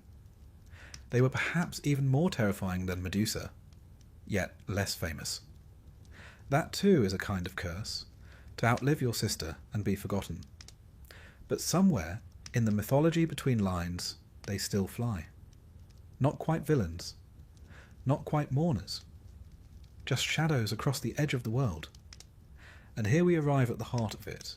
The Gorgons, and Medusa in particular, are not monsters in the way we understand them. They are protectors, victims, warriors, goddesses. Their image, born of fear, becomes a kind of shield, not to harm, but to defend. Think of it. A face so powerful, it turns violence to stone. Not through fists, not through flame, but through the act of looking. What is more dangerous than a woman who cannot be looked upon, and who, in turn, sees everything? Tonight, let us not fear her. Let us imagine her not as a beast with snake hair and a bloodied stare, but as a figure walking the border of myth and memory. Not chasing you, not hunting, simply watching, guarding. Perhaps she stands outside your window now, not to petrify, but to keep watch, to hold back whatever else the night might bring. Sleep beneath her gaze. You are safe? The monsters she once faced are long gone, and she, Medusa, has become something else. No longer victim, no longer villain, but a quiet goddess of the threshold. And you, dear listener, are on the peaceful side of that line. Sleep now. Let the stone turn back to flesh. Let the hair become wind. And let her eyes, gentle now, close at last. Take a breath. Not too deep. Just enough to feel your ribcage gently rise like the tide beneath a quiet moon. Let your limbs go still. Your thoughts go soft. Tonight we set sail. Not toward peace, not yet. Tonight we pass between monsters. There is a place in the world where the sea narrows like a throat, and ships must slide carefully between high cliffs and deep waters. A place where every sailor knows that, to steer clear of danger on one side, he must come perilously close to disaster on the other. This place, very real, very present, is the Strait of Messina, between Italy and Sicily. The ancients knew it well, but they saw more than water, more than current. They saw jaws, they heard voices, they named the dangers that lurked there, gave them form and history and appetite. On one side stood Scylla, and on the other Charybdis. If you were to ask an ancient Greek sailor which was worse, he might pause, shrug, and say, "Depends on how you'd like to go." Scylla lived in the cliffs. She didn't move much, just enough to ruin your day. She perched in her cave, high above the waves, and waited for ships to come close. And when they did, she reached down, fast, efficient, hungry. Homer tells us she had 12 legs, long and lean, stretching from her waist like some monstrous spider, and 6 long necks, each ending in a terrible head with 3 rows of sharp teeth. Her voice was like the yelp of puppies, pitiful and high, but her bite was something else entirely. She didn't tear ships apart. She didn't breathe fire or crash waves. Number. She plucked sailors from their decks like olives from a bowl, 1 for each head. 6 men gone before anyone could scream. Odysseus saw it happen. He'd been warned by Circe, the sorceress. "Steer close to Scylla," she told him. "You'll lose a few men. It's horrible, yes, but better than Charybdis. Charybdis will take the whole ship." And so he did. He clutched the tiller, teeth tight, and watched as Scylla struck. 6 men, lifted, flailing, screaming. Then silence. It was not a battle. It was a toll. And she took it, as she always did. But who was Scylla before this? There are stories, softer, sadder, that say she was once a girl. Not divine, not monstrous. Just a girl who walked the shores and loved the sea. And one day she caught the eye of Glaucus, a sea god. He loved her. She did not love him back. He, in desperation, went to Circe, begged her to make him irresistible. But Circe, you see, loved Glaucus. And Scylla, by simply existing, had ruined that love. So Circe did what goddesses so often do in myth. She punished the woman. She poisoned the spring where Scylla bathed. And the next time Scylla stepped into the water, she changed. Her body stretched, her legs twisted, dogs burst from her skin. She screamed, and kept screaming, until she found herself in the cliffs above the sea, no longer a girl, no longer anything at all. She wasn't evil. She just became. And she stayed. On the other side of the strait, the water boils. That is where Charybdis waits. You don't see her until it's too late. She doesn't have arms or teeth or eyes you can look into. She's just a shape in the sea, a whirlpool that opens 3 times a day and drinks the ocean. And if you're in the way, down you go. She was once a daughter of Poseidon, the stories say, loyal, proud. She helped her father drown coastlines and flood enemy lands. But Zeus, who had other ideas about balance and ownership, struck her with lightning. He chained her to the seafloor and cursed her with hunger. Now she swells and collapses, breathes in and spits out. Never full, never still. She is absence made visible. The kind of danger you only understand once you've been pulled in. So there you are, a sailor, a captain, a hero passing through. To your left, a towering cliff, still as death, with something sharp hidden in the shadows. To your right, water that pulls sideways, tugs at the keel, beckons with no promise of return. Pick one. You have to. Odysseus chose Scylla, because losing 6 is better than losing everyone. That's what he told himself. What Circe told him. What the gods would have him believe. It's a cruel math, but Greek mythology is full of that kind of arithmetic. The kind where survival always costs something. You see, Scylla and Charybdis weren't just monsters. They were choices. Bad ones. Scylla is the pain you expect. Swift, sharp, specific. You know it's coming. You brace for it. You live through it. Charybdis is the slow dread. The danger you try to avoid but feel pulling at your feet anyway. It comes quietly, like regret, like gravity. Scylla kills a few. Charybdis devours all. And together they represent something very old and very familiar. The truth that some journeys offer no safe path. That sometimes to keep going, something must be sacrificed. And yet, Odysseus passed through. Not untouched, not unscathed, but onward. That's the thing. Even in the face of ancient monsters, of losses and choices and waves that don't care if you pray, the Greeks believed you could keep moving. Even if it hurt. Even if the way was narrow. Even if you cried. You could still steer the ship. Later storytellers softened the edges. In some versions, Odysseus fights back, tries to stab Scylla as she grabs his men.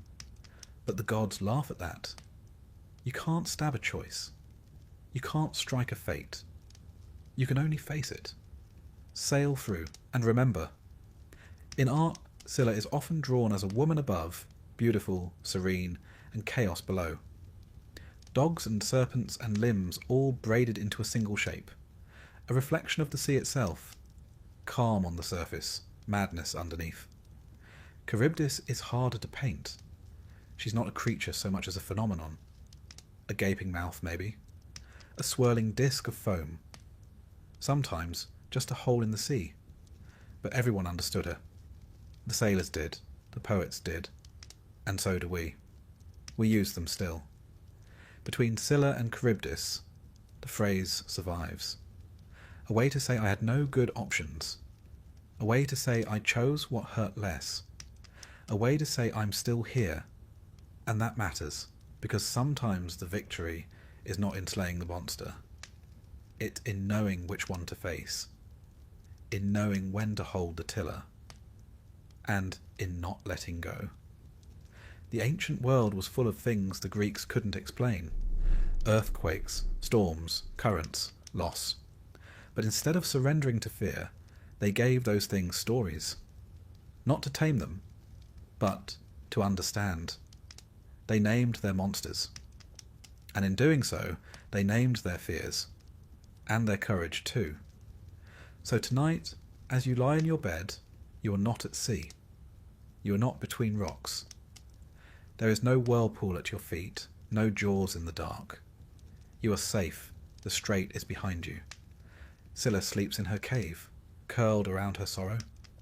Charybdis turns slow and silent beneath a peaceful sea. And you? You are the sailor who passed through. Not unchanged, but still sailing. Let the wind go quiet. Let the water calm. The monsters, just this once, are still. Sleep now. And drift. You've already done the hardest part. It's quiet now. Let the hush of the evening wrap around you like a cool linen sheet, the kind worn by kings and commoners alike in the Mediterranean dusk. Imagine a torch flickering in some far-off corridor. Footsteps echo, marble beneath your feet, a door opening and closing behind you. And now you are in the dark, in the labyrinth. It does not matter how you got here, only that you have, and somewhere, at the centre of this winding puzzle of stone and shadow, waits the monster. Tonight we meet the Minotaur.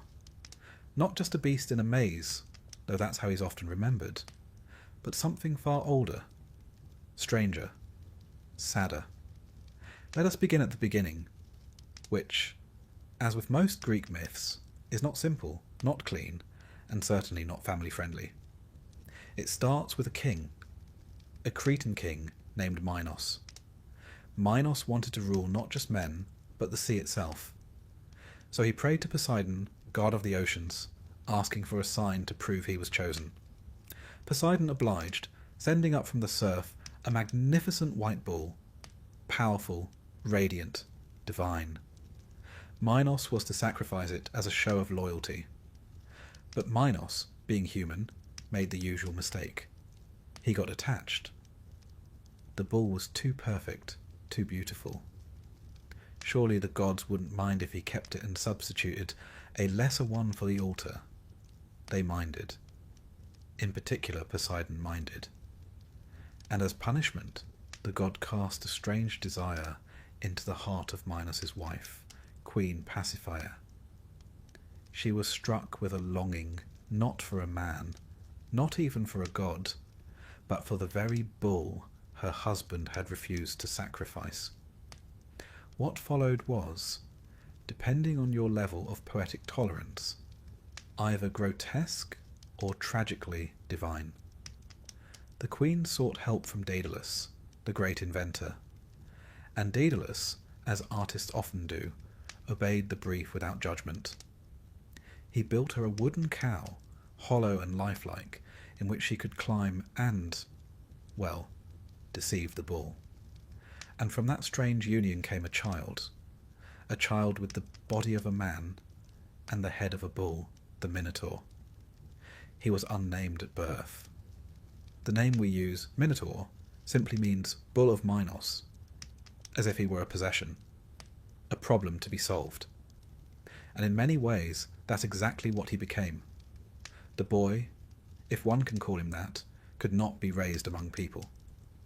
He grew quickly, grew strong, grew wild. Minos, horrified and shamed, again turned to Daedalus. And Daedalus built the labyrinth, a palace of corridors, a maze so complex that even the architect could barely escape it. A structure where left and right became meaningless, where forward became back, where one might walk forever and never see the same wall twice. In the centre, they placed the Minotaur, to live, or at least to exist. He was fed, he was feared, he became legend. Now, here's where Athens comes into it. At the time, Crete was a naval superpower, and Athens, still young and growing, had once rebelled, and lost. As part of the peace, Minos demanded tribute. Every 9 years, Athens would send 7 boys and 7 girls to Crete, and those youths would be placed in a labyrinth. With the Minotaur, no weapons, no guide, no escape. It wasn't execution, not formally, just a disappearance, a slow forgetting. They entered, they never returned, and so the Minotaur became more than a monster. He became the engine of fear, a reminder of defeat, a story told in Athens to keep young people obedient, a sacrifice to power and to shame. But then, of course, came a prince, Theseus, son of the king of Athens. Brash, clever, reckless. A walking definition of heroism, at least the Greek variety, which included equal parts nobility and ego. When the time came for the next tribute, Theseus volunteered to be among the youths. Not to die, but to kill, he sailed to Crete. And as the stories go, he caught the eye of Princess Ariadne, daughter of Minos and Pasiphae, half-sister to the Minotaur, if anyone was counting. Ariadne, moved by the handsome foreigner, or perhaps simply sick of the bloodshed, gave Theseus a tool. Not a sword, not a map. A thread. A spool of golden string to be tied at the entrance of the labyrinth. A guide back, if he could survive. Theseus entered. He walked the winding paths, let the walls close in, let the silence deepen. And finally, he found the creature. Imagine that moment. The hero face to face with the beast, And the beast? Not roaring, not charging, just staring. Because here's the part the stories often skip over. The Minotaur didn't ask to be there, didn't ask to be born, didn't choose the labyrinth. He was made, then caged, then fed strangers in the dark. Was he savage? Yes. Was he a monster? Perhaps, but also perhaps not. Theseus fought him, killed him, left his body in the dark, and then, following the thread, escaped. Victory. The end. But as with all Greek myths, the ending leaves questions. Who was the Minotaur, really? Some say he was simply a cautionary tale, a symbol of unnatural union, of pride punished by the gods. Others see him as something deeper, the unwanted child, the castaway, the embodiment of shame buried at the heart of power. In historical terms, there may have been something more. Archaeologists studying the ruins of Cnossos, the grand palace of ancient Crete, have found vast, complex layouts, rooms upon rooms, corridors with no straight line. Some believe this was the labyrinth, not a trap, but a court, not a prison, but a palace so complex that visitors felt lost. The bull too mattered in Minoan culture. Bull leaping was a sacred sport. The animal was revered, not feared. Its horns appear in art, on altars, in frescoes. So perhaps the story of the Minotaur is a Greek reinterpretation, or misinterpretation, of a foreign custom. The Athenians, after all, loved a good narrative, especially one where they, the clever city of democracy and reason, triumphed over the strange islanders with their bulls and their rituals. It is history retold by victors, dressed in myth. But whatever the truth, the story has endured. The image remains. A beast in a maze. And the maze? Oh, the maze is the most important part. Because it's not just a building. It's a metaphor. The labyrinth is the mind. The past. The trap of guilt. The structure we build to contain what we don't want to face. And the Minotaur? He's what we've placed at the centre. A fear, a memory, a mistake, something we would rather forget, and so we wall it in. But it never goes away. It waits. Walk far enough into yourself, and you'll find it. And then, if you're very lucky, or very brave, or very foolish, you'll find the thread, and come out again. Theseus did. He left the labyrinth, but not without cost. He abandoned Ariadne on an island. Reasons vary. Some say he was ungrateful. Others say Dionysus claimed her. But the result was the same, betrayal. He returned home. Forgot to change the sails from black to white, as he'd promised. His father, watching the ship from the cliffs of Athens, saw the dark sails and believed his son dead. In grief, he threw himself into the sea. And so the Aegean was named. Even victory in Greek myth comes with mourning. The Minotaur is dead, the labyrinth is empty. But somehow the story still echoes. We still build mazes. We still lock things away. And deep inside, the part of us that once heard the story as a child, that part still walks the halls, wondering what waits around the corner. So let's leave the torchlight behind.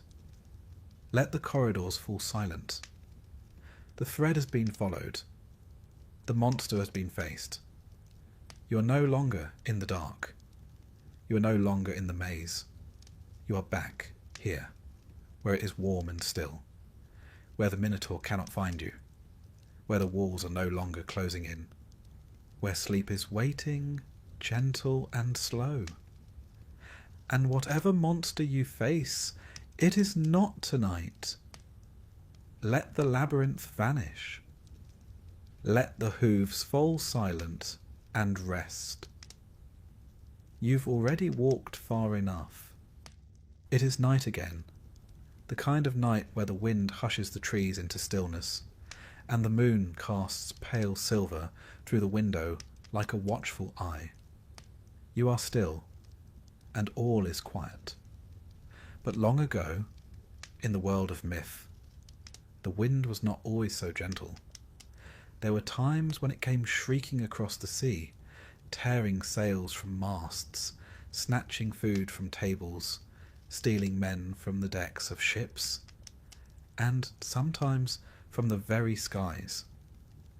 And if you were ancient Greek, and you heard that wind howling through the cliffs, you didn't just call it a storm. You might have whispered harpies. Or, if your conscience was not clean, if you'd wronged the gods or shed innocent blood, you might fear something worse, the Furies. Tonight we drift into their stories, into winged warnings and shrieking skies, into judgment that flies, and punishment that never sleeps. We begin with the Harpies. Their name comes from the Greek harpazo, meaning to snatch, which is exactly what they do: snatch, take, steal. They were not always evil, not precisely. In the earliest myths, they were storm spirits, daughters of the sea god Thaumas and the Oceanid Electra. Their names were Aelo, Ocypete, and sometimes Kaleno. Lovely names, really. Storm, Swift Flyer, and the Dark One.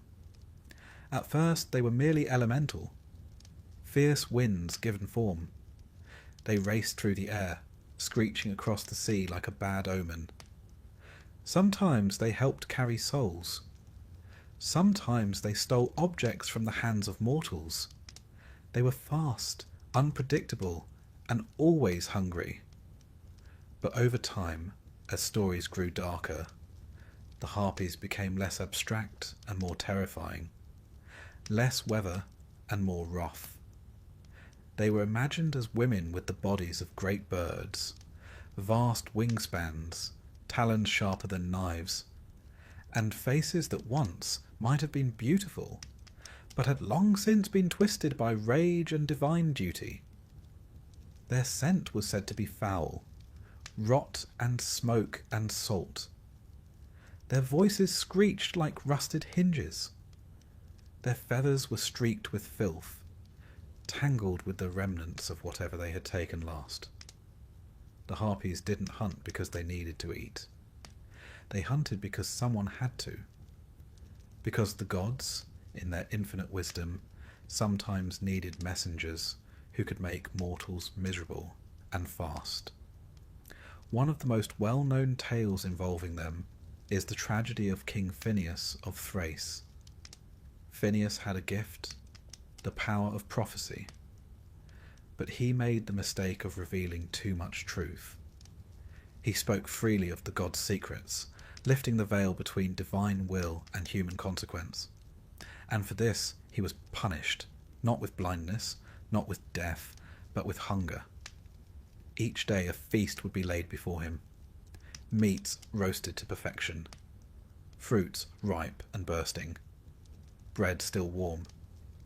But as soon as he reached for a morsel, they came, the Harpies. They descended in a fury of wings and claws, screaming and cackling. They would snatch the food away or foul it with filth so vile that even touching it was impossible. Phineus starved day after day, surrounded by an abundance he could not touch. He aged, grew gaunt, and wept, not from hunger alone, but from the cruelty of being so near to relief, and yet forever denied. Eventually help arrived, in the form of the Argonauts, those bold sailors on their quest for the Golden Fleece. Among them were Zetes and Calais, the Boreads, sons of the North Wind. They had wings of their own, feathered limbs that shimmered with speed. When the Harpies next came for Phineus's feast, Zetes and Calais gave chase. The sky filled with feathers, steel, and shrieks. The Harpies fled westward, beaten and breathless, until the goddess Iris, messenger of the gods, appeared. She struck a bargain, the Harpies would leave Phineus in peace, and in return their lives would be spared. They vanished into the farthest reaches of the world. Some said they made their home near the Elysian wind, far from man, but never truly gone. They lingered in myth, always hungry, always watching. Some said they stole children. Others believed they carried away the souls of the guilty. Others still believed that they were divine instruments of pestilence, bringers of plague. And perhaps they were all these things, in one form or another. Because the Harpies don't just represent theft, they represent torment. Unrelenting, unjust torment. That shadow of cruelty that sometimes hangs over those who are already suffering. They take what cannot be taken again. But the Furies are not thieves. They are not mischief makers or shrieking winds. They are judges. They are punishment given wings, older than gods, born of blood.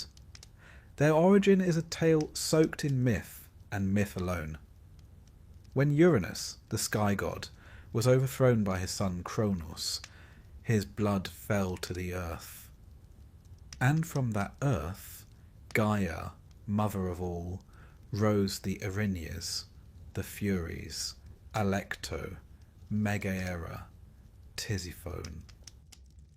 They were not created, they emerged, primeval forces, not evil, not good, but necessary. Alecto punished moral crimes. Megaera, jealousy and vengeance. Tisiphone, murder, especially within families. They did not come uninvited, but once summoned, they never stopped. The Furies are always female, but not in the gentle way mortals often imagined femininity. They are motherhood without mercy, memory without forgiveness, the part of justice that does not weep, but endures. Their hair was coiled with serpents. Their breath burned. They carried torches, scourges, and poisonous snakes. Sometimes their robes bled. Sometimes their very footsteps caused madness. Their presence brought guilt alive. Their pursuit made the mind their hunting ground. They didn't just punish you. They made you punish yourself. No crime summoned them faster than kinslaying, particularly the murder of a parent by a child. And so we return to Orestes, the son of Agamemnon and Clytemnestra. Agamemnon, who sailed to Troy, who sacrificed his daughter Iphigenia to win the winds, who returned years later only to be murdered by his wife, Clytemnestra, and her lover. And Orestes? He was told that justice demanded he avenge his father, and he did. He killed his mother. And the moment her blood hit the floor, the Furies rose. They came screaming from the cracks in the earth, not with swords, but with questions. They asked not whether Orestes was brave, but whether he was right.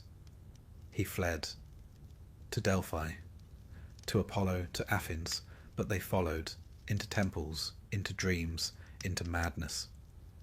The first trial in history was held to decide his fate, not by mortals, but by gods. Athena herself cast the deciding vote, choosing mercy. Orestes was freed, but the Furies were not banished. Athena offered them a new role, not as tormentors, but as guardians of justice. She gave them a home beneath Athens, in the sacred grove of the Areopagus. There they would reside, watching over oaths, hearing the cries of the wronged. And they accepted. They became the Eumenides, the kindly ones. It was not a euphemism. It was transformation. Because even vengeance can grow tired of blood. Even fury can find peace. They still appeared, of course, in stories, in dreams, in guilt that wouldn't fade, but they had become part of justice, not its enemy. In this, the Greeks showed a profound truth, that justice is not only about punishment, it is about memory. The Furies remember. They remember what the world tries to forget, the girl silenced, the child abandoned, the murder unpunished, the lie that became law. And they wait, because time, for them, does not move as it does for mortals. They do not age, they do not sleep, they watch. And when the world turns too far from balance, they rise. In art they are sometimes softened, made into older women, stern but wise. But in the oldest depictions, they are fire in the shape of women. They are nightmares made noble, and they never blink. Harpies are hunger. Furies are conscience. Harpies are storm. Furies are structure. Both fly, both frighten. But the harpies take what is yours. The furies make you face what you've done. And that is perhaps more terrifying, because monsters, as we often say, are not always outside the house. Sometimes they are inside. Sometimes they wear your name. Sometimes they sound like your own thoughts.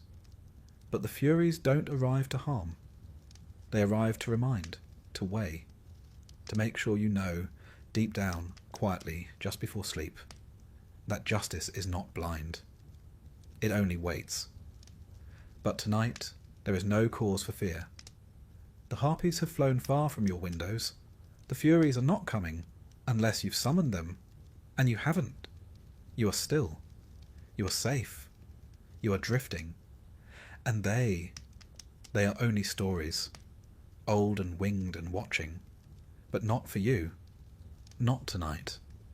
Let the feathers settle. Let the torches dim. Let sleep take you softly.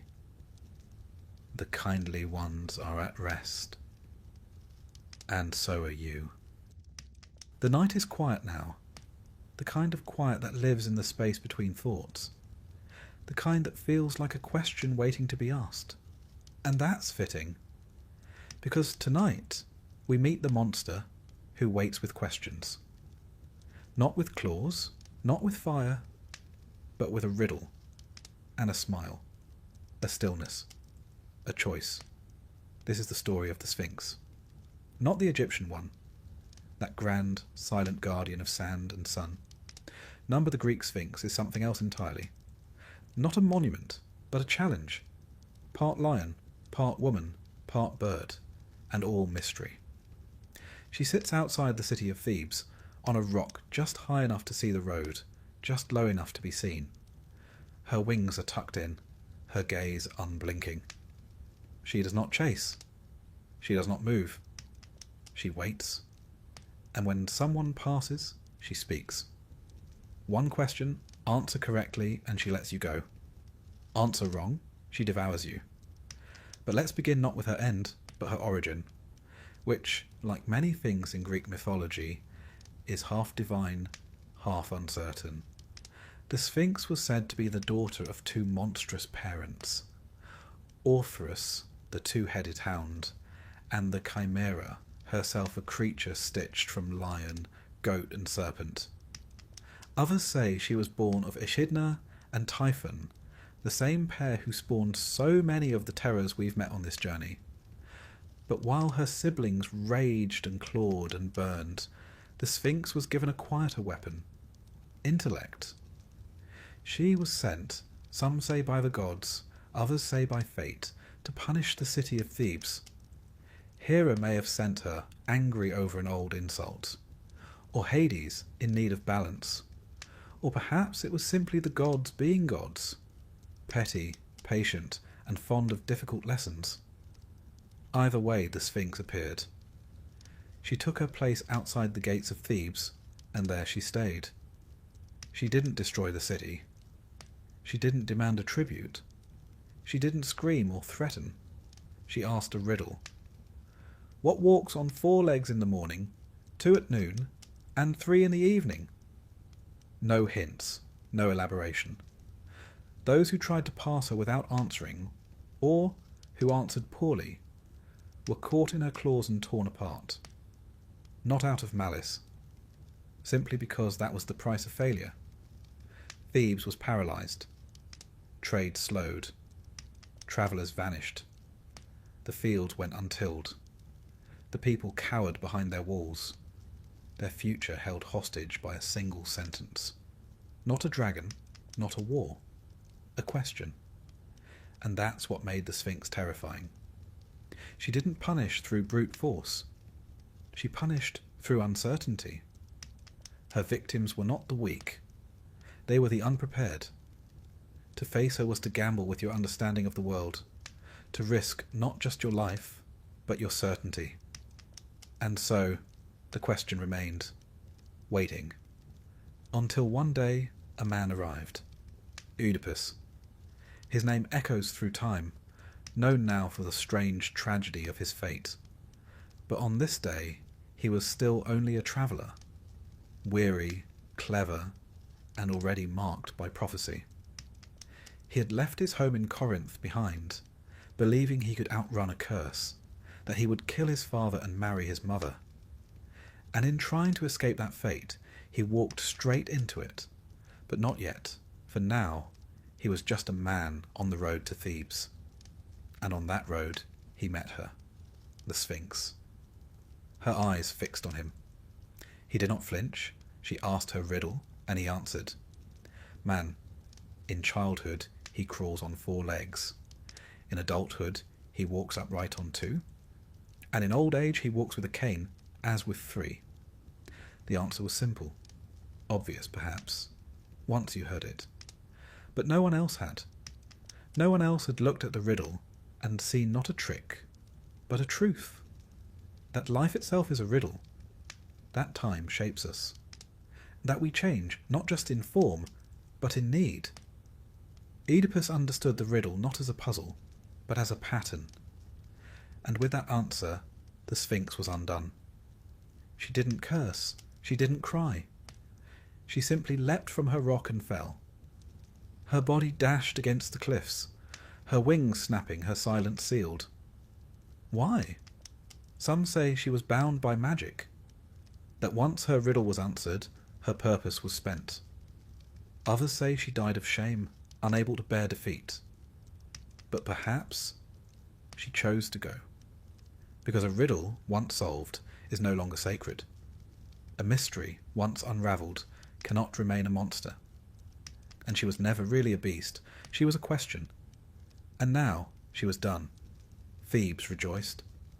Oedipus was hailed as a hero, married the queen, and became king. But you know, or perhaps remember, that this was not a happy ending. Because the man he killed at the crossroads, his father, and the queen he married, his mother. The riddle he solved was only the first. The harder one, the one about who he truly was, would take much longer to answer, and cost him everything. But that is another story. Let's linger here just for now, with the Sphinx.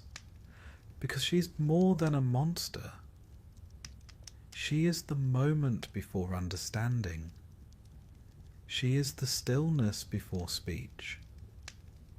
She is the test that cannot be passed by strength, only by reflection.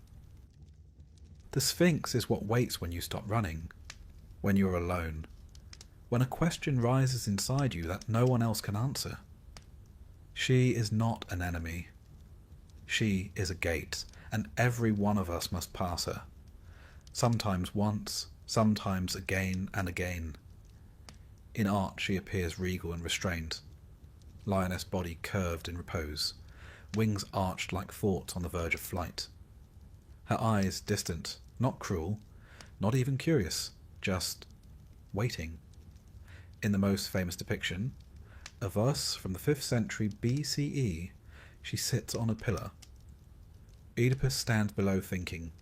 That's all. No drama, no violence. Just a question, and a man trying to find the shape of its answer.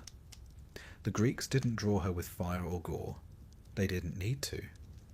Because the Sphinx is terrifying not for what she does, but for what she requires. She requires you to know yourself. And there's no weapon for that, only thought. Even now she waits in our stories, in classrooms, in crossroads, in quiet moments before dawn.